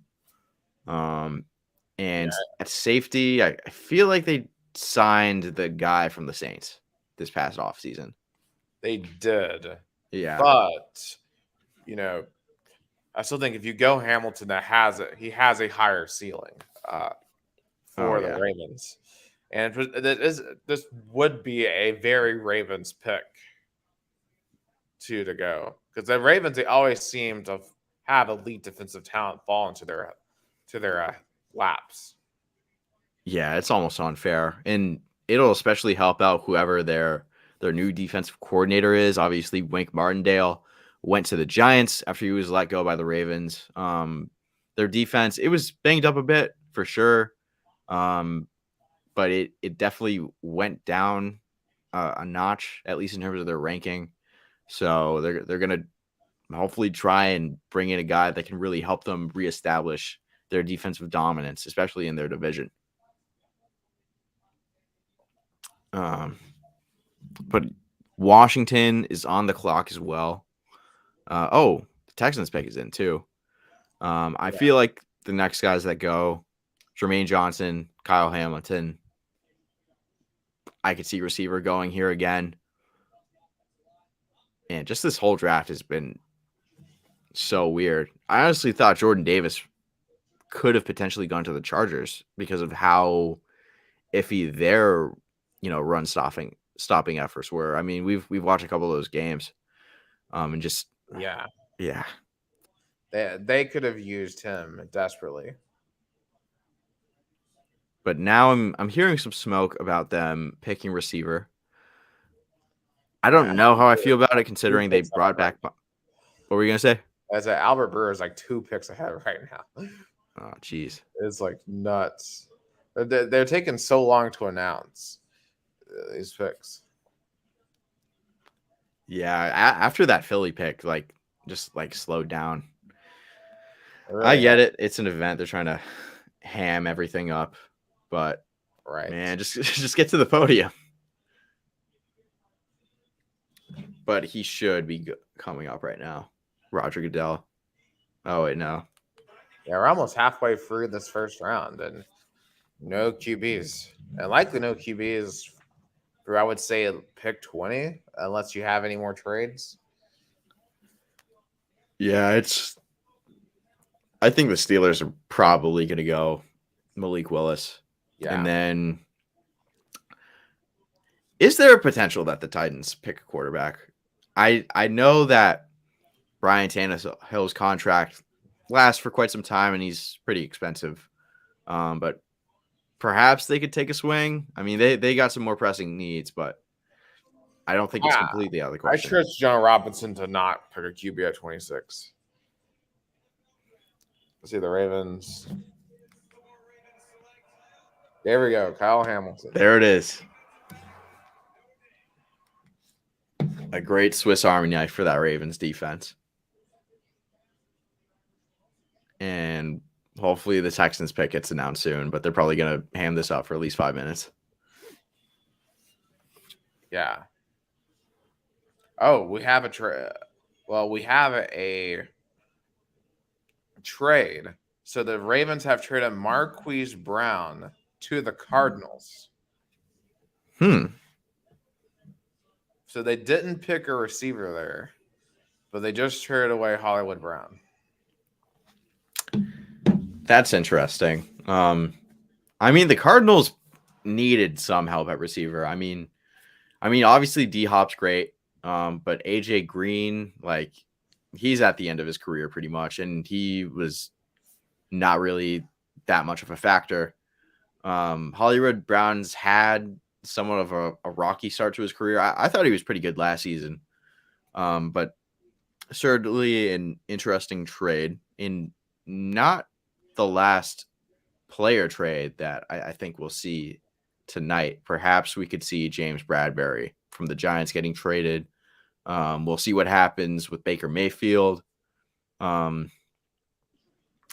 just absolute chaos tonight. Yeah, so kind of a non-football related news. I do want to mention, apparently Chris Paul in the Suns Pelicans game has gone 13 for 13 tonight, which has never happened. They could probably clinch the season, right? Yeah, that would if the Suns win, they would move on. But I believe it's a very tight. It's 101 to 100. Saints lead, or not the Saints, the Suns lead in New Orleans against the Pelicans. But now it's tied. So I'm going to have that on here in the other screen just to see what happens with that. But back to that Hollywood. Oh, what were you going to say? Oh, never mind. But I just wanted to point that out for a second because that's incredible. 13. But back to that Hollywood Brown trade, the compensation was just announced. The Cardinals trade pick 23 to the Ravens for pick 100 and Hollywood Brown. I like that for the Ravens because I did not expect a first round pick to be the trade compensation for a guy like Hollywood Brown, who I don't really see as a top tier receiver. Yeah. I mean, then again, you do have to say, he has been playing with Lamar Jackson. And Lamar Jackson obviously is an elite talent. But in terms of the passing offense, it hasn't been the best. But if we're being honest, though, how much better is Kyler Murray as a passer than Lamar Jackson? I don't think he's that much better. Yeah. And even then, like, honestly, I kind of like Lamar better than Kyler as a passer. I feel like he's a more consistent quarterback. And of course, they can both falter at times. I mean, Lamar Jackson threw like 4 picks against the Browns on Sunday Night Football this past season. And then, of course, Kyler Murray kind of fell off in the second part of the year. But interesting trade for sure. I just think what Lamar Jackson's able to do offensively is just more valuable than what Kyler Murray's able to do. Let's see. Kenyon Green, guard from Texas A&M. I didn't think he'd be drafted this high, and I honestly thought that they'd go for Jermaine Johnson. But I mean, Kenyon Green's pretty damn good guard. He is a really good guard. And that was a guy the Titans were really looking at 26 as well. So the guy going pretty high. I feel like, but I see he's developed very well at Texas A&M. And that's kind of one of the few teams that really still was a run first team in the SEC over the past couple of seasons, kind of out of necessity because they haven't really had the greatest quarterback play. I mean, Kellen Mond was decent before last year. Last year they had to play the backup Zach Calzada after Haynes King got hurt.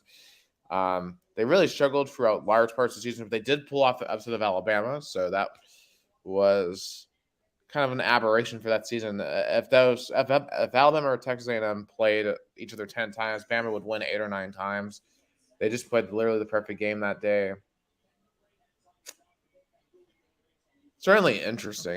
One thing I've noticed too, 3 out of the top 15 picks, the teams have picked a guy who played in their home state. You have the Lions of Aiden Hutchinson, You had Ike Okwanu, NC State to Carolina, and now we've got Kenyon Green, Texas A&M to Houston.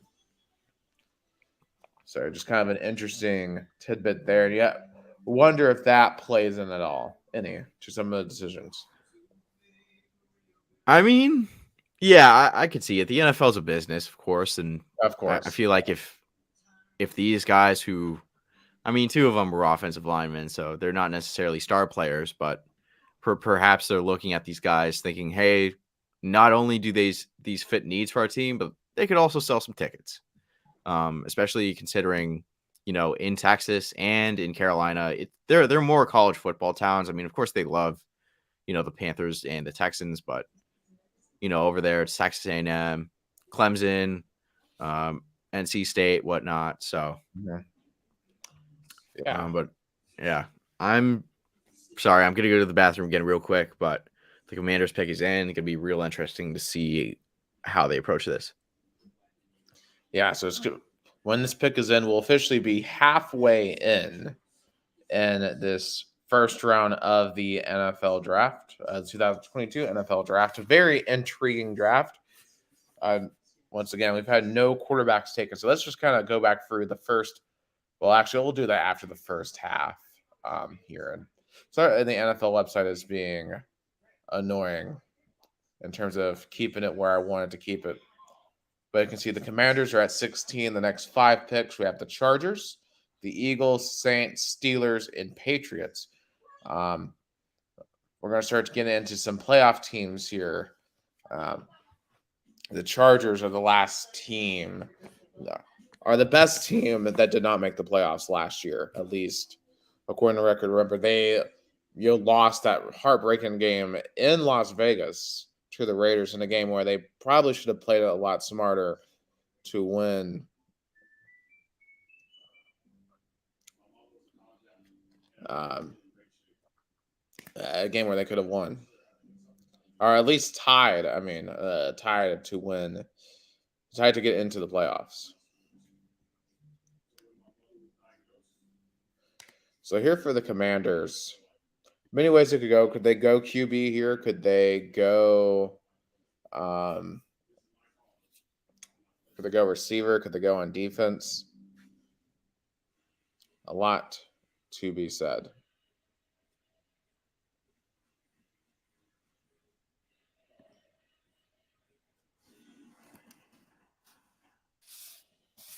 All right.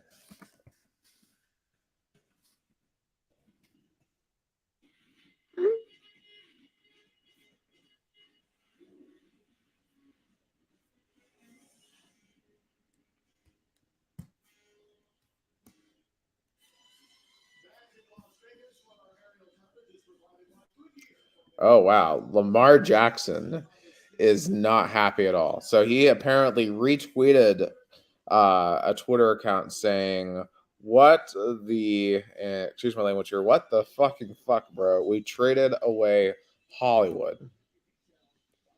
Wow.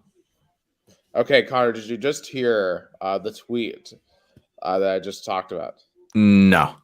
Okay, so Lamar Jackson retweeted a random Ravens fan at Purple Rain Era. So Lamar Jackson retweeted saying, "What the fucking fuck, bro? We traded away Hollywood." Yeah, I could see that. I don't know why they wouldn't talk to their franchise quarterback about this trade, especially considering the fact that Lamar and Hollywood have a pretty. Oh wait, what's going on?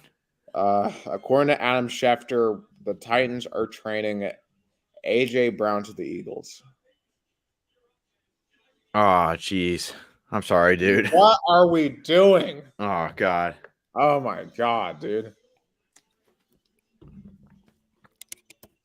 Wow, you have got to be kidding me. Yeah. We'll dive into that after this, but jeez. Oh, my God, man. What a loss. That's the end of our championship window. Whatever championship window was there. I mean, granted, if I'm being honest, with Ryan Tannehill, we're probably weren't really in that much of a window left anyway. But Jesus Christ, you've got to be kidding me. Yeah, I don't know why you. No matter what the contract stuff is, like, why do you trade your number one wide receiver, who is one of the few bright spots in that offense besides Derrick Henry? Right. Like, why wouldn't you pay him? yeah. Like, you give him what he wants. He is going to be your cornerstone of your wide receiver core for years to come. I just don't understand. Yeah, like you really question what the Titans are doing. I mean, did they just really gave him an 18th pick and a third? Really? Was that all we got? I'm gonna check this one out. You can't be serious. That's not all we got for AJ Brown. So the Titans traded AJ Brown to Eagles in exchange for Philadelphia's 18th pick and another third. That's all we got. Like, you at least got to get another starter out of that if you're gonna make a dumb decision like that. Jesus Christ, man. I'm speechless.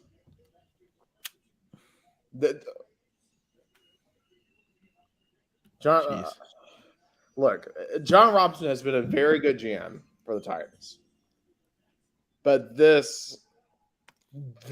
I can't understand this one. And it's like any receiver in this draft, even at that level, at least at this point, there's no way. Yeah. There's no way this makes any sense. Man, I'm speechless. Yeah. I'm gonna move on to these next two picks. Well, I guess the Titans are going to be picking next now. I just tweet out pain. Yeah. Jeez. I don't. Okay. Yeah, it's official. Yeah. Eagles trade pick the Titans. Now. I'm guessing we got to go Treylon Burks now. Which, I mean, I like Treylon Burks, but he is an AJ Brown. Yeah, he's no AJ Brown. Oh my God. I mean, yeah. I mean, I think part of this too is, the receiver market this offseason went crazy. Yeah. And I think a lot of NFL teams are trying to evaluate how much do they want to pay for receivers. But certain receivers have proven themselves. AJ Brown was one of those guys that you knew that he was going to be a superstar in this league for years to come. Well, maybe not a superstar, but definitely at the very minimum a star. Yeah. Man. Just, you got to wonder what they're thinking down the long road for the Titans also. I mean, Derrick Henry is coming off a major injury. Ryan Tannehill didn't look too good in that playoff game. They were trying to contend for the past couple years. I don't know if, their window's probably closed. Man. Yeah, that's. Jeez. Yeah, it's. I mean, we might as well pick a quarterback here at this point. I mean, it's a. This will be a wide receiver, obviously, but I cannot believe we couldn't get a deal done with AJ Brown. I mean, the fact that you got him as a steal as a second-round pick to begin with, and you couldn't get it done. It sounds like they didn't even make an effort. I mean, like, something could come out later that they could have, but like, man. Yeah, it's, man. I mean, we'll see where they go with 18. It'll be receiver, but like, man, there's just no replacing that production. No. And of course, you have Robert Woods. He's coming off of injury. I mean, I was assuming he would kind of elevate the role of Julio Jones from last year, but that was with AJ Brown. I mean, Robert Woods is not an elite wide receiver one. So that is extremely disappointing. Yeah, jeez. Or even, or even like in terms of like the team that got him, the Eagles, how did Green Bay not get in on this, Wow, I didn't think of that. Yeah. I mean, you got to think like maybe they're trying to make a play for Deebo Samuel. But I don't even know if he gets traded from the Niners at this point. But then again, AJ Brown was traded, so you never know. Yeah. What elite receivers are even out there to be traded? Because I don't think DK gets traded either. Well, he could at the right price, but like, man, all the Titans players that I follow are furious. Just Jeez, I'd imagine. One likes this. John Robinson's gonna have. I cannot wait for this press conference tonight. He has some explaining to do. Yeah, on this one. I want to hear the rationale from him, from Mike Vrabel, from Amy Adams Strunk, from anyone, from the janitor in the Titans organization. I want to hear this explanation. Why was it necessary to trade away the best receiver this franchise has ever had?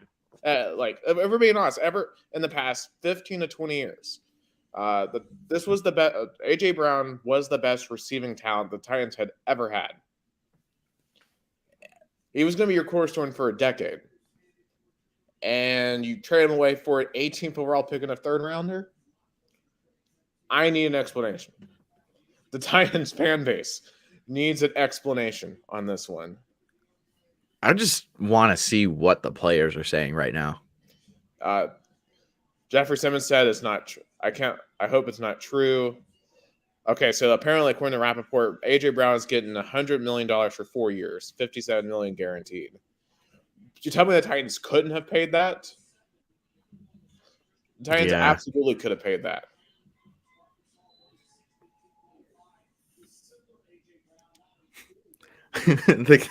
the Titans fans were trying to hand it off for the camera, but it was like right after their number one receiver was drafted. Jeez, I couldn't imagine the thought process that went into that. Man. Yeah. And honestly, it's just not even good for AJ Brown, too. I mean, I'll be curious to see what that connection with him and Jalen Hurts is like. I'd argue it's even worse than the connection he had with Tannehill. Oh, for sure. Man. But we're getting down to the wire here. We're starting to see a lot of these playoff teams pick. The last non-playoff team is 19, New Orleans. Well, actually, can you imagine being a Titans fan in that audience right now? I'm like, I mean, yeah, you're looking excited for the cameras, but I don't know if I would be able to fake it right now. Yeah. That's. Yeah.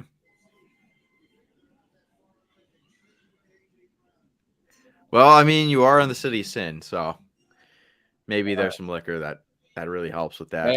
So I'm sure it hasn't hit them yet. Yeah.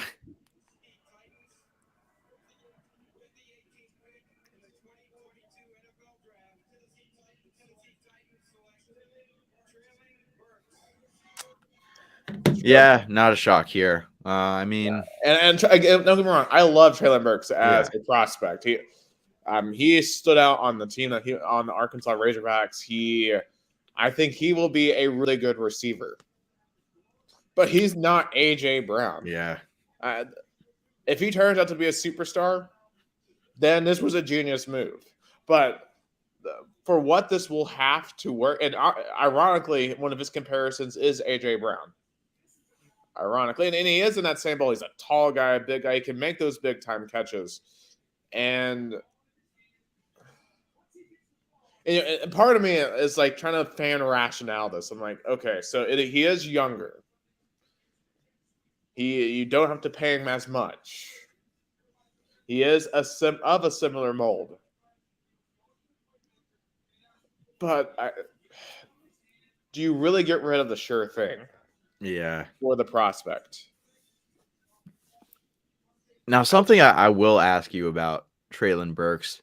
There's been a lot of comparisons of him to Deebo Samuel. But do you think that the Titans employ him to that kind of wide back role that Deebo had with the Niners this past season?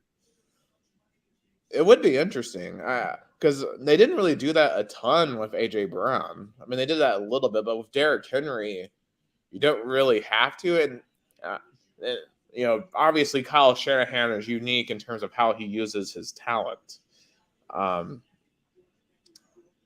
But it's gonna be fascinating for sure. Yeah. So the Saints are on the clock right now. They did go receiver with Chris Olave. They could potentially go tackle. They did lose Terron Armstead. He went to the Dolphins. So they could draft Trevor Penning. But a couple of the picks that have already happened, Zion Johnson to the Chargers. Another guard that's picked a bit earlier than I thought he would be. Definitely a first-round talent, though. Continues to help shore up that offensive line with the Chargers. I really like what Tom Telesco's been doing with them these past couple years.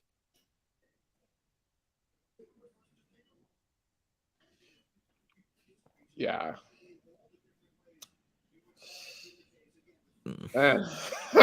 Yeah, I'm sorry, man. Well, it was going to happen to me eventually. I figured that the year that actually this is the second straight year I've live streamed the draft, but I guess all those years laughing at 5 points in your name tree was going to come back to bite me eventually. Yeah. But I mean, it might happen with me. The Bills might pick Breece Hall with the 25th overall pick. We'll see. A couple picks away from that. Hopefully, I'll still be able to be on, but I do have to leave before the end of this first rounder because I do have work tonight. Yes, sir. Man, been a tough night. I wonder the Saints are because they got Jameson Williams. Pittsburgh is up next, so I'm thinking Malik Willis is to them more than likely. Yeah. Either him or Pickett, but Willis is definitely the better prospect. And the Steelers, like, they have Mitch Trubisky this season. So it'd be honestly, this is like a perfect situation for Malik Willis because him going to the Panthers, he could have. I mean, I'm probably projecting here, but he could have been a bust if he went to a situation like the Panthers. But going to the Pittsburgh Steelers, who have Mike Tomlin, one of the longest tenured coaches in the league, they have a pretty solid starting quarterback right now in Mitch Trubisky, at least a good bridge quarterback. It's a great situation for him to sit. I'm going to grab my charger real quick. So according to guys in Nashville, this is from Buck Reisen, he's a sports analyst in Nashville, a summary of the reaction from people inside the Titans organization on trading AJ Brown, WTF. Apparently, everyone outside of John Robinson and Mike Vrabel are stunned. So, yeah, I don't know. Like, and look, and honestly, at the beginning of this offseason, like, there were so many quarterbacks that were out there too, right? So, like, I feel like the Titans should have gone all in this offseason, right? Because it's clear that Ryan Tannehill isn't going to win you a Super Bowl. But I guess you're going to find no suitors for him. And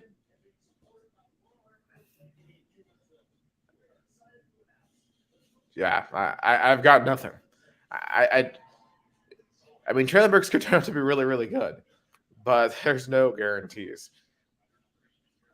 No, granted, there are injury concerns with AJ Brown. He has had some knee issues, which only tend to get worse with receivers as you get older and older.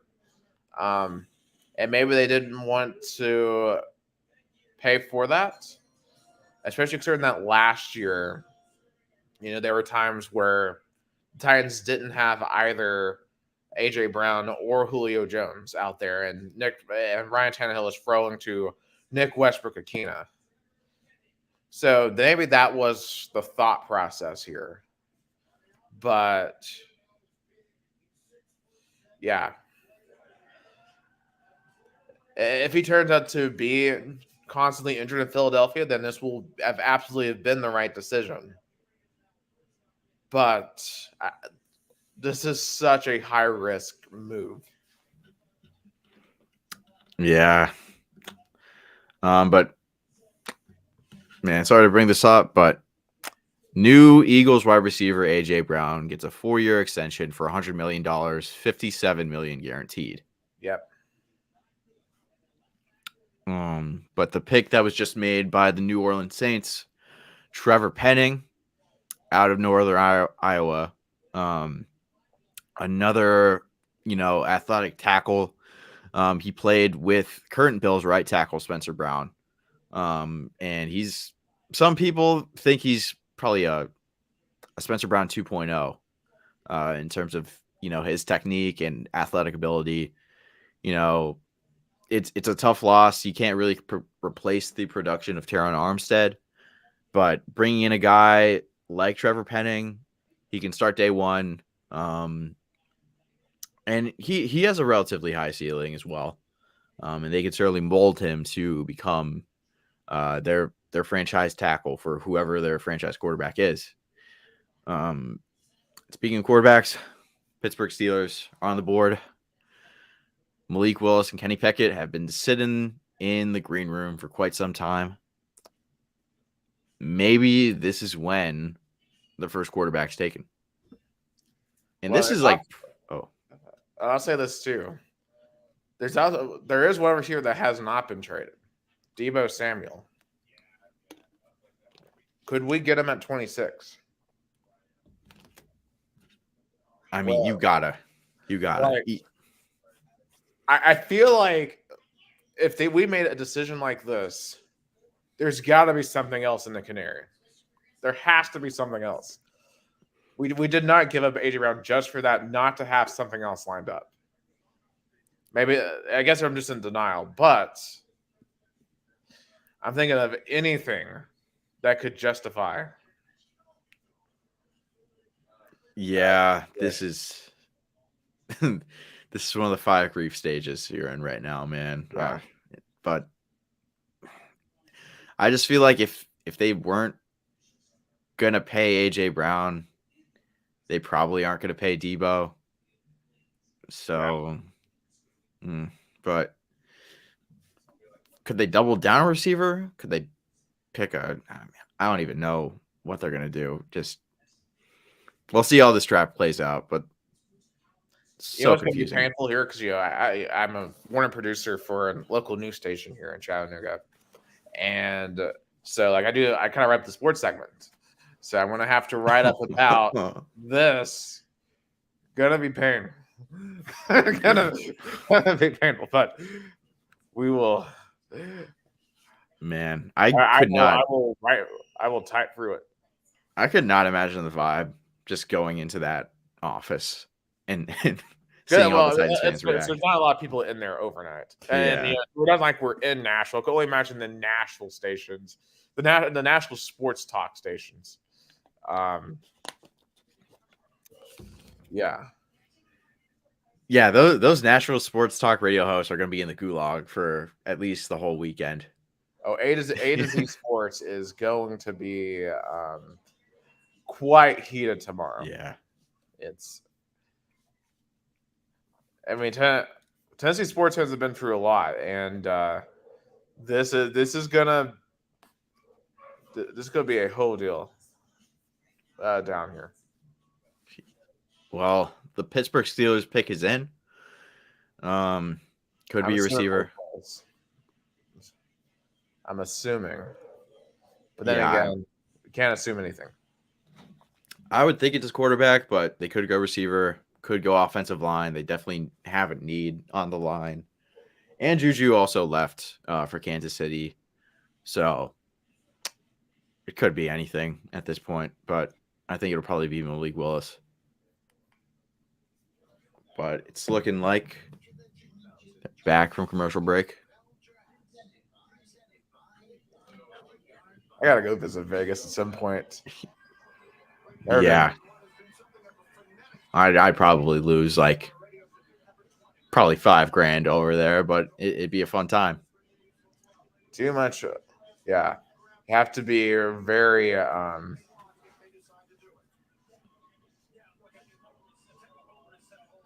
Oh, man. Flood of terrible towels. Some god-awful jackets from these Steelers fans right now. yeah.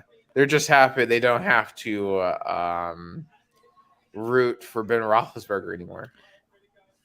Yeah, famous woman respecter Ben Roethlisberger. Famous woman respecter Ben Roethlisberger. And now they get to root against famous woman respecter Deshaun Watson. Yeah, so Browns fans can't make fun of Steelers fans for that anymore. No. I mean, yeah, now they got Mitch kissing titties, so and potentially Malik Willis. Let's find out now.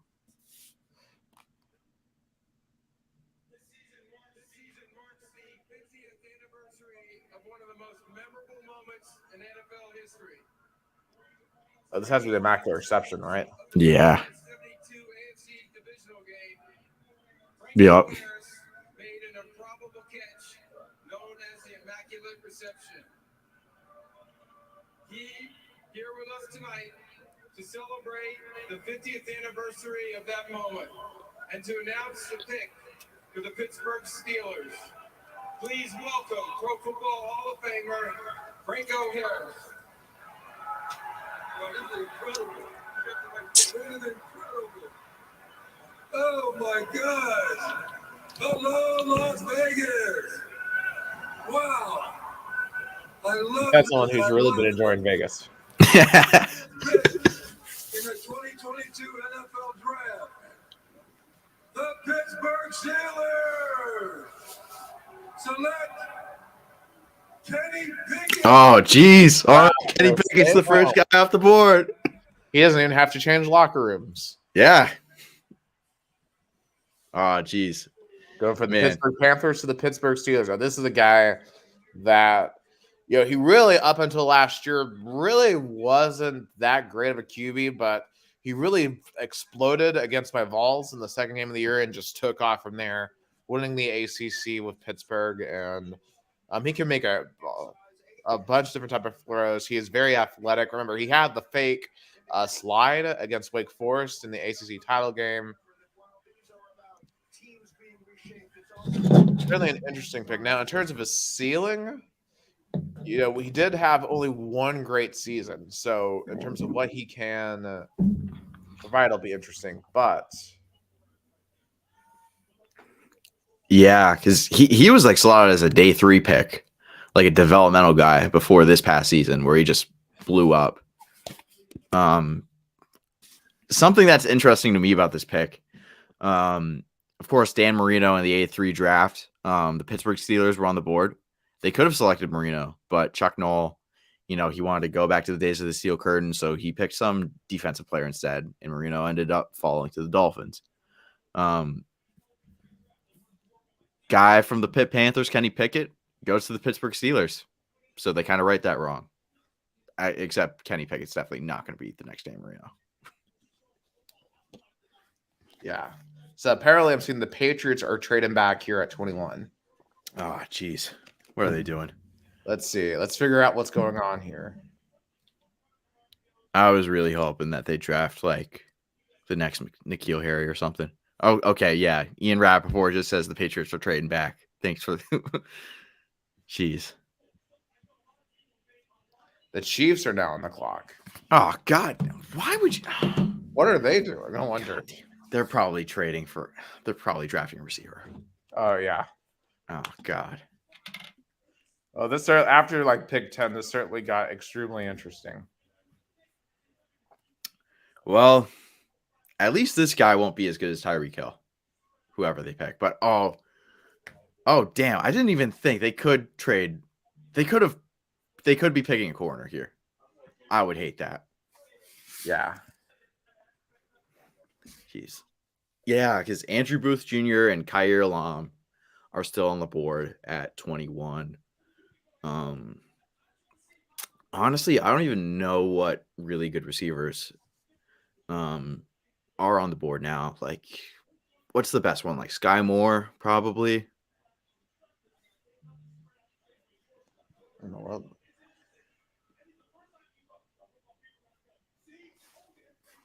So there is this smoke. I'm not seeing any official reports. But there is smoke around Devo to the Titans.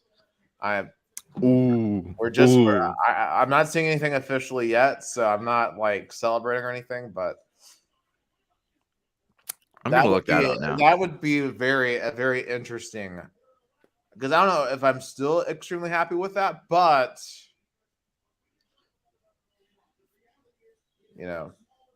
it's very interesting. Steelers gone to Super Bowl from your name tree. Yeah.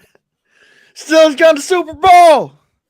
Yeah. If you can win the ACC with the Pittsburgh Panthers, I mean that's something. That program hasn't been great in a very long time. They were great in the 70s, but not really since then. I've been also hearing some stuff about Debo with the Titans, or not the Titans, the Ravens, but this is all Twitter, so it's probably just speculation and where you could fit. Jeez. Kenny Pickett's head has just been down for like the past 5 minutes. I couldn't imagine how it would feel coming from the Pitt Panthers, where he's obviously had great success this past season, to staying in Pittsburgh with the Steelers. Man, that's a great moment for him. Yeah. I mean, that has to be the dream country, because I mean, the Steelers are, they are the team that runs that town. So going from the Panthers to the Steelers just is absolutely remarkable. All right. After this pick, I'm gonna have to hang it up here to get ready to start getting ready on my end. I wish I could stay for the entire draft. Yeah. Well, thanks for coming with us, anyways, Nick. Sorry about how this night's gone so far, man. But hopefully, and once the stream ends, watch. We're gonna get Debo. We're going to have an amazing 26th pick, and everything is going to turn out just all right. And hopefully, you guys will not draft Breece Hall here in a couple of picks at 25. I really hope we don't draft Breece Hall. Yeah, you're gonna see me freak out like 5 points Fitz if that happens. Well, there's no way it could be any worse than getting rid of AJ Brown. So, yeah, that's true. Yeah. At least I think I managed to not rage on camera, so I'll consider that a win. Yeah. I guess it's more like when they picked Daniel Jones and he just kind of walked off the stream. That if I wasn't comfortably sitting here on my couch, let's see, the Chiefs are picking. Oh, damn. Really? That's interesting. Trent McDuffie. He was part of that top three of cornerbacks. I honestly forgot that he was still on the board. I thought that he would be taken by now, at least in the top 15. Him and Kyler Gordon in Washington were probably one of the best cornerback duos in college football. Great ball skills, an absolute athlete. I really hate this pick for my Bills, especially facing them. But it's a savvy move by the Chiefs. And we'll see how they address receiver. And speaking of receiver, the Green Bay Packers are about to select at 22. Okay, I'm sticking just for this pick, just because I want to see. Right. Yeah. I just want to see what the Packers do. They're going to select Carson Strong here. Yeah. Carson Strong, Malik Willis. Actually, no. Matt Corral. Bailey Zapp. They're going to select a kicker here. I want to see punt god going here to the Packers at 22. Tom Matt Grossi Araiza. wants George Pickens, which honestly at 26 I would have been fine with. But now that you have Traylon Burks, I don't think you should double down at receiver. But George Pickens is an absolute dog. Yeah. I would love that. but George, I know his stats don't look great, but you gotta remember he's been playing with Stetson Bennett. Like Stetson Bennett Yeah. sucks. Like when he got to play with JT Daniels, like he was incredible. With a real quarterback, George Pickens will be very good. It looks like the Packers pick is in, so George Pickens could end up going from Stetson Bennett to Aaron Rodgers right now. Yeah.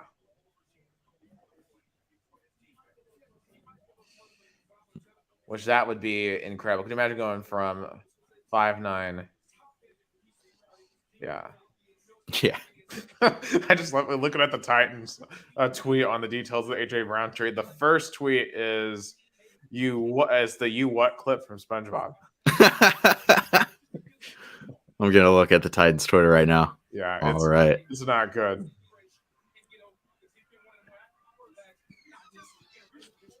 Details of the trade.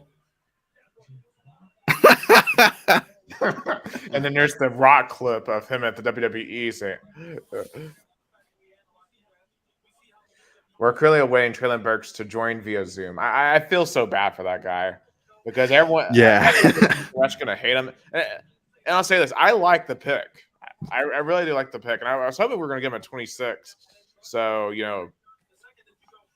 but a lot of people are gonna have massive expectations for him. I couldn't imagine like his first interactions with fans, like over at the Titans training camp. Like he'll be passing by just to get on the field, and they'll all be like, "You're not AJ Brown," Like it. I mean, maybe it'll settle Right. after like July, but Well, then again, and this perhaps is just copium, but another Titans fan has pointed out that AJ Brown did only catch 60% of his targets last year and had fewer than 900 yards, 105 targets. Now, how much of that is him? How much of that is Ryan Tannehill? You be the judge. But we'll see. Yeah. Jeez. Aaron Rodgers is currently watching. What do you think Aaron Rodgers is watching this draft? Definitely not in Wisconsin. Yeah, he's probably in Cali with Shailene Woodley. I thought Joe they broke Rogan. up, and are they still together? I thought they were, but I'd heard that they'd maybe broken it off, but I don't know. Goodell's at the podium right now. Quay Walker. A linebacker. Okay. Ooh, the Bills have traded up to pick 23. Oh. Okay. All right, Okay. we're definitely sticking free for this one. Okay. Yeah. I'd heard of the possibility that they could trade up, but like, The Bills knew that I need to get ready for work, but they want to make sure we're here for the Bills pick. So the sports gods have listened. if they do draft Breece Hall here, I'm gonna jump off a bridge. Jeez. Would be an epic end to the stream. Yeah. Okay, so they trade with the Ravens. I want to see what the compensation was. It probably wasn't Okay, that much. pick 23 for it. Okay, so y'all gave up 25 and 130. So is that like a fifth? I think that Four- is like a fifth. I'm trying to guess 32 times 30 times 5 is 150. So I think it's a fourth round pick. Yeah. Well, we gave up our fourth rounder last year for Diggs, so it's not too bad. But I really hope they don't mess this one up. It's got to be either Andrew Booth Jr. or George Pickens for me. If they draft Kyrie Elam, I'll be a little disappointed. I don't really feel like he fits that McDermott kind of mold. Kyler Gordon, I wouldn't be too mad at either. Some people might think it's a reach this high, but I think he's got the athletic traits and could definitely start week one. I don't know if you have any thoughts on this, but oh man. Yeah, I bet Tom Grossi is losing his mind because the Green Bay Packers refuse to draft an offensive skill player. They refuse to help Aaron Rodgers any way they possibly can. If we're being honest, though, they should have picked a long snapper here. Yeah, long snapper. They could have drafted a punter too. I mean, anything because that's why they got eliminated last year, was their special teams. Yeah. And George Pickens is definitely going to be off the board by the time that they pick. So I have no clue what they were thinking. I don't even know if Quay Walker was even projected to go that high. I mean, maybe jumping the Patriots, but like even then, like Devin Lloyd would still be on the board too. Yeah. Yeah. They can't trade up for a running back. Like Breece Hall will probably be there in the second round, I think. Like, oh man. So Tom Grush's it's Quay Walker, and everyone is jumping. Well, some people like it, some people hate it. It's a mixed. It's got to give vibes of like when they picked. I forget that corner's name that they picked last season. But like when they picked the corner last season, when all the Aaron Rodgers stuff was going on, it was just like, like I would have rather a receiver, but Aaron Rodgers might be gone, but now he's still there, but Devontae Adams left, and they just pick a linebacker. Like, I mean, I'm sure it probably fills a need, but man, I couldn't imagine. Yeah, it looks like Twitter knows who the pick is going to be for Buffalo. I don't know if you want to spoil that for yourself or not. No. All right, I won't say it. This is going to make for some good content, all right? Well, and honestly, I hope it's...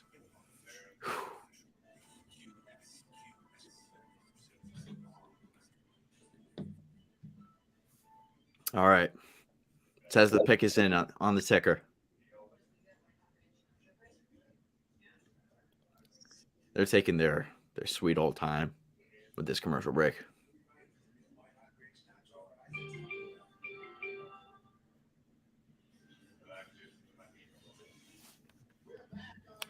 Pizza Hut draft moment.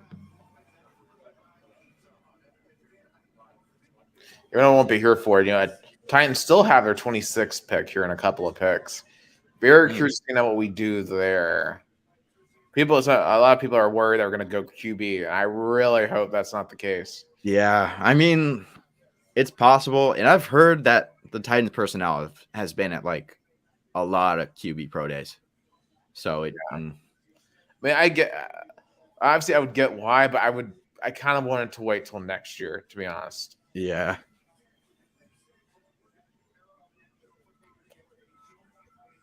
But then again, I'm not an NFL GM. So, they clearly have access to stuff we don't. It seems like some of the chatter is the Titans did offer A.J. Brown an extension, but he wasn't happy with what they were giving him. So that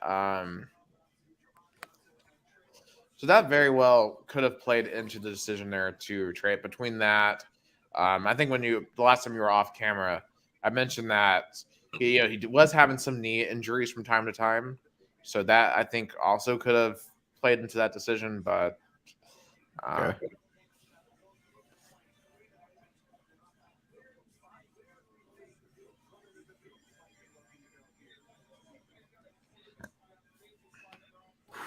All right, Booger McFarland is saying it has to be a corner. I wouldn't listen to Booger McFarland on most things, but I think he's speaking gospel to me right here. Yeah, I wasn't really paying attention to what he was saying. Who does he think? He's not saying like a specific prospect, but he's talking corner. All right.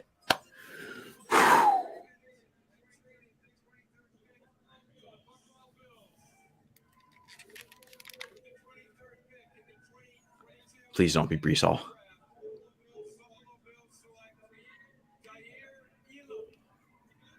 Okay. That's a good pick. Yeah, like I mean, Florida corners are hit or miss, but I mean, they always seem to turn out first round picks on the yearly down there at corner. I'm And happy. that's the position y'all needed for sure. Yeah, like I'm happy we picked a corner.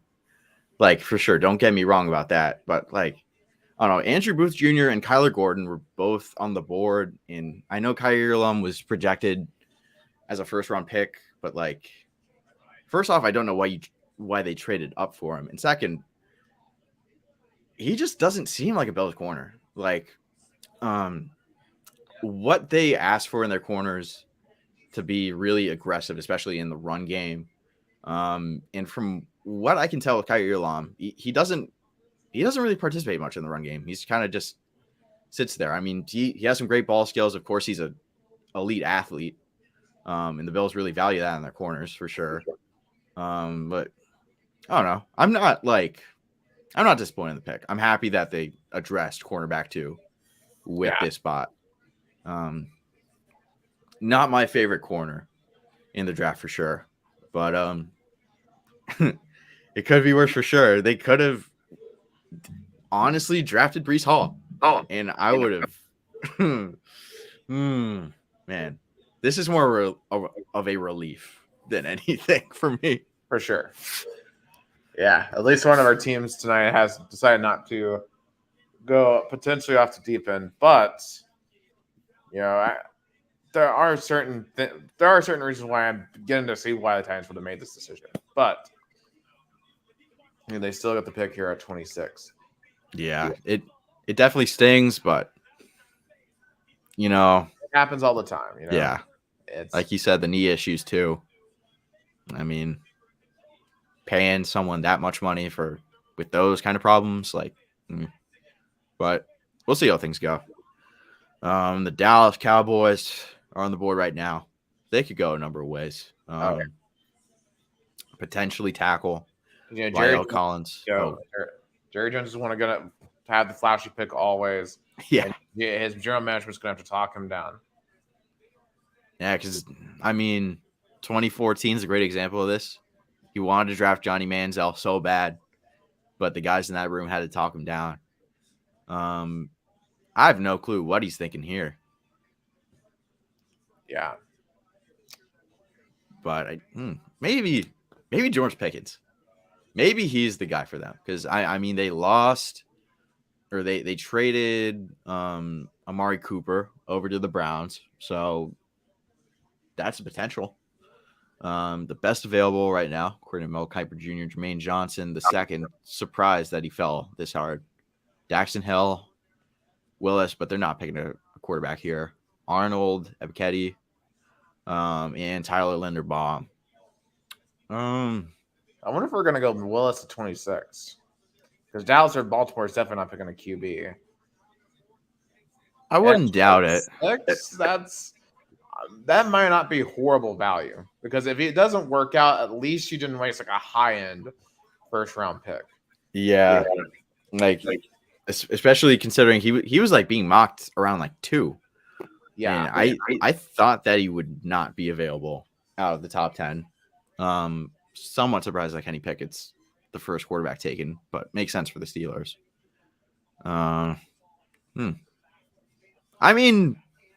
He could sit for a year or two behind Ryan Tannehill. He's got a pretty good run game up in Tennessee, of course. And Treylon Burks and Robert Woods are very good additions. And one of the best coaches in the league, Mike Vrabel. So it wouldn't be the worst spot for him, but it's not horrible value. It kind of reminds me of 2018 when the Ravens traded up for Lamar Jackson. Yeah. And now the chatter is starting up about Malik Willis to the Titans. Okay, I definitely got to stay on now through the Titans pick. Yeah. Just to see. Because I'll be honest, I didn't think Malik Willis would be available at 26. I don't know if it's been that high on him in this draft process. But at 26, that is interesting. Yeah, that's true. Well, the pick is in for the Dallas Cowboys. Who do you think that they take, Nick? If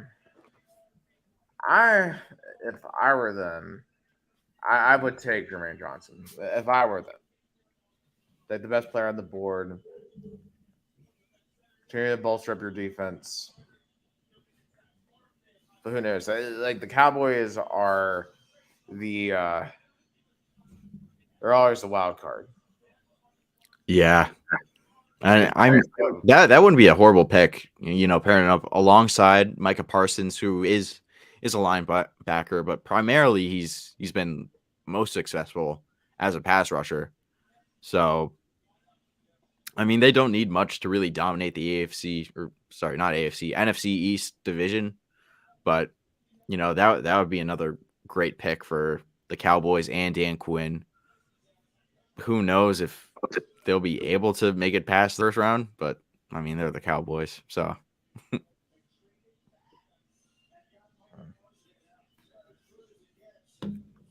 Pick us in for pick 24. The Cowboys, which is always one of the most anticipated picks every single year.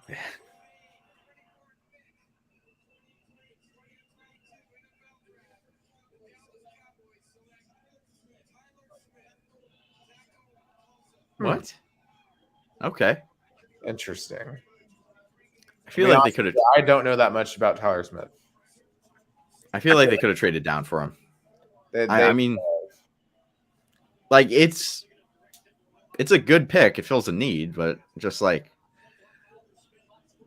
I'm surprised he went over like Tyler Lindenbaum, you know, right there. Yeah, that's true. Oh, speaking of Tyler Linderbaum, so you know who Nick Adams is, right? Yes. Yeah. So he put up a mock draft on Twitter or like some like weird website he has today, and he had Linderbaum going 3 to the Texans. You should just read that whole first round mock draft that he has. It's the most ridiculous stuff I've ever read. Like he had Carson Strong going 13 or 14 to the Ravens because he was like, oh, they haven't had a gunslinger like Joe Flacco, and he could bring his like Christian faith to the locker room or whatever. Oh yeah. Oh, I know who you're talking about. Yeah. The far right guy. Oh my god. I barely believe that he's even a real person. Like, I feel like I'm convinced he's trolling. He has to be trolling. Yeah, like he has to be, but like at the same time, like that's his whole brand. Like he's committed himself to being like a far right dude.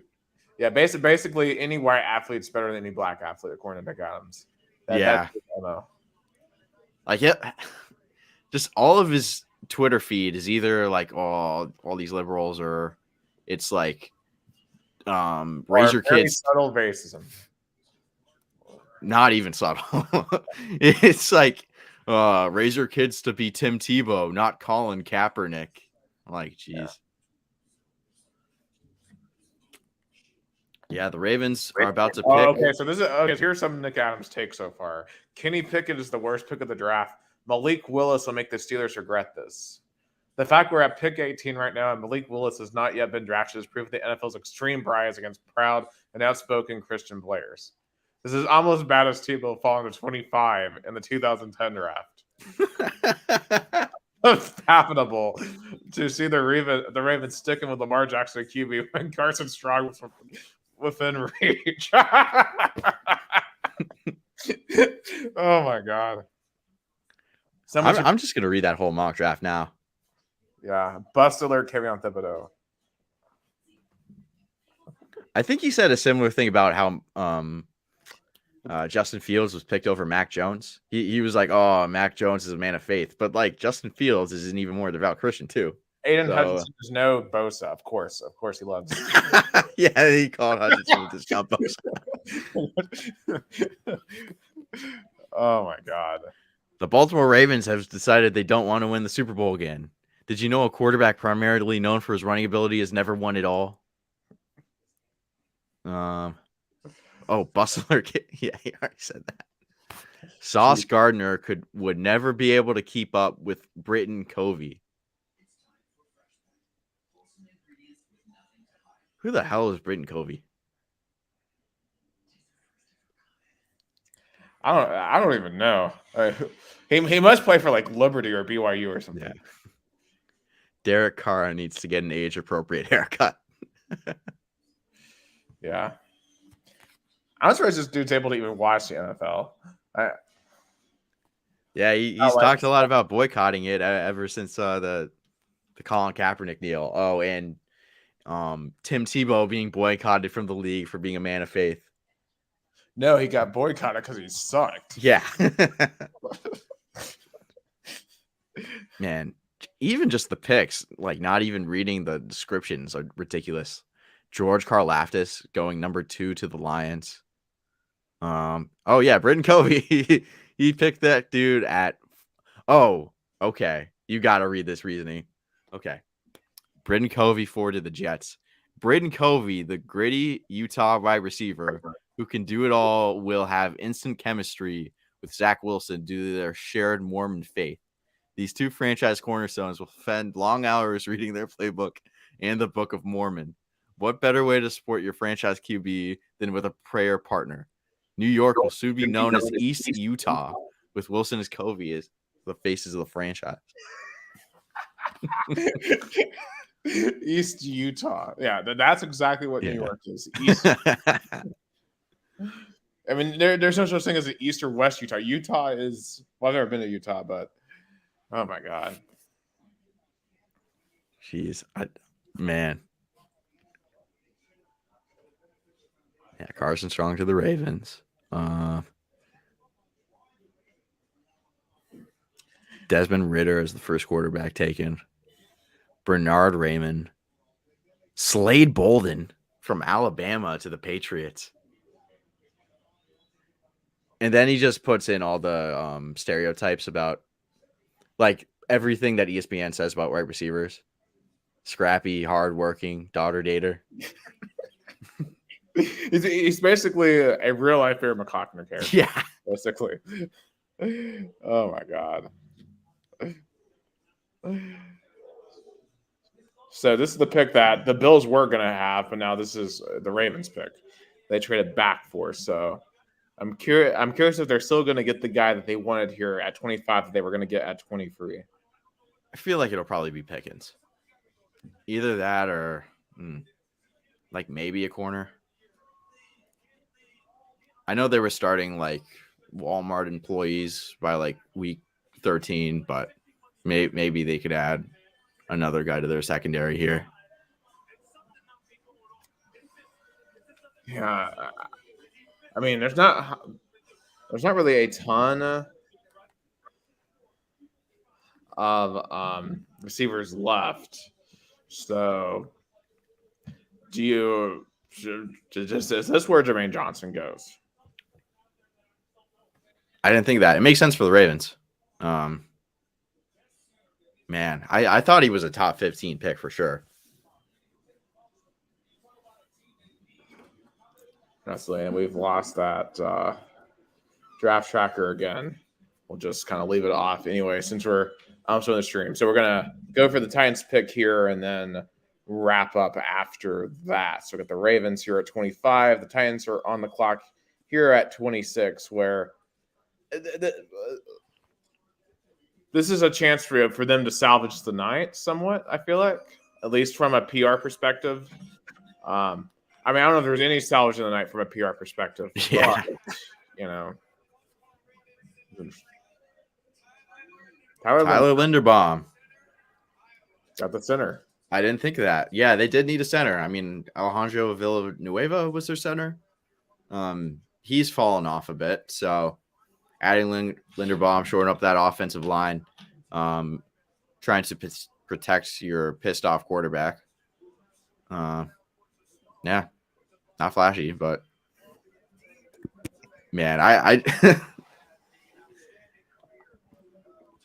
I couldn't imagine being Ryan Tannehill and Lamar Jackson tonight. Yeah. It really feels like no team in the AFC. Well, I mean, Baltimore's the only team that's picked because, Pittsburgh got Kenny Pickett. Baltimore's had 2 picks, but Cincinnati and Cleveland have not picked. So, at least so far. Yeah. I feel like this is going to go one or two ways. We draft Willis. Well, free race. We draft. Oh, we're trading to the Jets. Okay. So Titans aren't even going to pick here. I wonder where.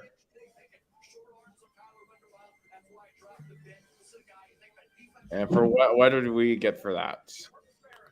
Let me check.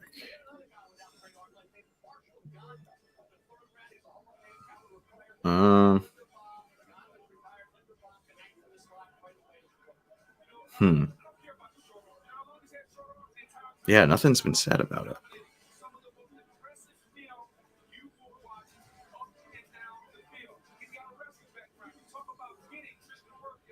Yeah.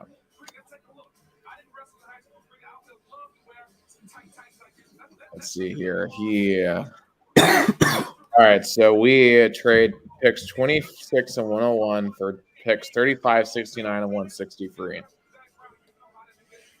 Interesting. Yeah. Well, I guess it's time now to start wrapping up coverage. Just what would you say is your overall impression of the Knights? I was grinding mock drafts for like 2 weeks coming up to this. And besides the Trayvon Walker pick, I think my entire board was just shattered. I had no clue that any of this stuff was going to happen. I didn't think Kaiir Elam was a fit for the Bills. I didn't think A.J. Brown was going to be traded, but I don't think anyone else did. 5 defensive players with the first 5 picks. Malik Willis might not even be picked in the first round. I don't even know why Matt Corral showed up to the draft. Just a side note. But he wasted his time going out there. But Tampa could pick him, honestly, maybe. They did pick Kyle Trask last season, and not like he's going to be like that good in the NFL from what I can tell, but maybe. Yeah, so obviously, outside of the obvious, I've talked about a ton. Definitely, we saw the receiver be a very valuable position tonight. Defense made its return. First 5 picks were all defense. And just, I guess, for the Titans, this will be a night that has huge implications for years to come. Either you just extended a championship window or you just closed it completely. Probably depending on how Treylon Burks fills in that A.J. Brown role. Either a very genius move or a badly defining move for the franchise. So it